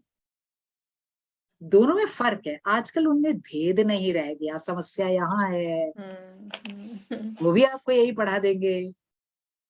जब यहाँ पर विद्वान ओम विकास सर जैसे इलेक्ट्रॉनिक्स के प्रोफेसर हैं, वो मेरी इस बात को कैसे टॉलरेट कर लेंगे? उनको तो ढंग से बताना पड़ेगा ना। ये जी जी फर्क, जी। इसे प्राण के ही और खड़े थे। एक, हाँ, एक आखिरी सवाल है, पूछ लूं? हाँ हाँ, अ, पूछो, टाइम है, जी, पूछो। जैसे कि हम सब क्रियाएं करते रहते हैं तो हम सांसें लेते हैं, लेकिन जब हम प्राण का आवाहन करके जब हम सांस लेते हैं, जब योग क्रिया करते हैं, हम्म। तब वो प्राण शक्ति एक्चुअल रूप से हमारी यानी बढ़ती है, यानी जो हमारा चैतन्य हो या कॉन्शियसनेस हो वो बढ़ हम्म। जाता है। हम्म। इसका वेद उपनिषद में कहाँ प्रमाण लिखा है? इसका प्रूफ वाक्य में ऐसा कहाँ लिखा है कि आप जब उसको ध्यान में रख के लेते हैं तो आपकी एनर्जी बढ़ेगी ज्यादा, ना वेद कि बहुत सिर्फ। कॉम्प्लिकेटेड किताब है। अच्छा। जी। लकीली अनलकीली जहां भी आजकल मेरे को लेक्चर देने को मिलता है वेद का मिल जाता है। मतलब मेरे को इतनी मेहनत करनी पड़ती है नैयायिक आदमियों। जहां शतरुद्रीय और प्राण विद्या का वर्णन शतपथ ब्राह्मण में आएगा। शतपथ ब्राह्मण में प्राण विद्या आती है, शतरुद्रीय में आती है। आपकी शतरुद्रीय और क्या कहा शतरुद्र, आपने शतपथ पहले? ब्राह्मण में प्राण विद्या एक, शतपथ हाँ, ब्राह्मण। एक टॉपिक है। इसको समझना बड़ा मुश्किल। आप जरा हाँ। इसको इतने ऐसा सोच सकते हैं, आप बैठे हुए हैं कुर्सी पे, आप सांस ले रहे हैं, जी। आपका नाखून तक भी सांस ले रहा है।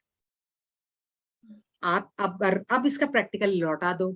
आप एक पॉलीथीन में हाथ दे लो और सांस लो। पॉलीथीन, आपके हाथ को गर्मी लग रही है, अब आप फील कर रहे हो ना? हाँ, आपका छोटा छोटा हिस्सा, जर्रा जर्रा आपका, कभी सिर में मेहंदी लगाई होगी, मेकअप जी किया जी होगा जी जी। तो पता लगा होगा, ठीक है ना? आपका जर्रा जर्रा आपका सांस ले रहा है। लेकिन कई जगह वो ज्यादा है, कई जगह कम है। ये सारे तंत्र और हठ योग इसको लेकर के चलते हैं। बेसिकली हम अब बड़ी पता फनी बात क्या है, जो वैल्यू एडिशन में ना जो योग पढ़ाएंगे वो गेम्स वाले पढ़ाएंगे। मैं और उर्वी उस दिन ठाका मार के हंस रहे थे, भैया ये क्या हो गया, योग पढ़ाएंगे गेम्स वाले, संस्कृत वाले नहीं। संस्कृत वाले शांत है, उनको कुछ नहीं पता, वो उसके लिए कुछ लिख भी नहीं रहे। वो वीसी को लिख नहीं रहे, प्रधानमंत्री को नहीं लिख रहे, लिखना चाहिए हेड को। लेकिन वो जी। पेपर पढ़ाएंगे हमारे कॉलेज में, मतलब यूनिवर्सिटी से लिख के आए गेम्स वाले, जो आपको सिर्फ पीटी सिखाएंगे। इसलिए जहां रुद्र संहिता आती है ना, शतरुद्रीय का वर्णन है, रुद्र ही प्राण का मेथड है। हर एक शब्द खोलने के लिए काफी वक्त लगता है, कई बार उसमें से मीनिंग नहीं आता। धन्यवाद। हाँ, फिर जी दूसरे से जी, मीनिंग बहुत आता है, धन्यवाद। तीसरे से मीनिंग आता है, पर बड़े झमेले हैं। हाँ, बहुत और बहुत कुछ? धन्यवाद doctor thank you Pandit. Sir, बहुत दिन हो गए छवि कृष्ण जी मिले हुए आपसे। हाँ, जी जी एक दिन जी। आएंगे हम। हाँ, आपने बहुत कमाल जो है आपका अध्ययन है, और सबसे उससे ज्यादा बड़ा आपका प्रस्तुतिकरण है। थैंक यू सर, कन्वेंस थैंक सच यू, में, सच में। पावर आपकी लाजवाब है। मैं थैंक पूरा यू नहीं सर, तरह मैंने सुना है। मैं थोड़ा देर से थैंक ज्वाइन यू कर पाया, सर। तो मेरी टेक्निकल प्रॉब्लम थी। अच्छा अच्छा अच्छा। हाँ, तो बहुत अच्छा, बहुत अच्छा। और आपका तो स्वाध्याय का तो जवाब ही नहीं है। मैं थैंक यू जिन सर, सब आपका आशीर्वाद है सर, बड़े आपका लोगों का आभार आशीर्वाद है। करूं, धन्यवाद करूं। और मेरे सभी जो श्रोतागण हैं वो बड़े हाँ जी, प्रबुद्ध हैं, और बहुत हाँ ध्यान जी। से उन्होंने सब श्रवण किया। हाँ जी सर, बस शांति पाठ कर लेते हैं। ठीक है सर। जी। हाँ। ओम द्यौः ओम शान्तिरन्तरिक्षं शान्तिः शांति। पृथिवी शान्तिरापः शान्तिरोषधयः शान्तिः वनस्पतयः शान्तिर्विश्वे देवाः शान्तिर्ब्रह्म शान्तिः सर्वं शान्तिः शान्तिरेव शान्तिः सा मा शान्तिरेधि। ओम शांति शांति शांति। धन्यवाद सभी श्रोताओं का और प्रोफेसर साहब का। बहुत थैंक धन्यवाद। यू सर, सभी को नमस्कार। वाधवा सर नमस्कार, ओमविका नमस्ते, सर नमस्कार, नमस्ते। मंजरी जी नमस्कार, नमो नमः सर। फिर मिलेंगे। Thank you. जी। नमस्कार। धन्यवाद।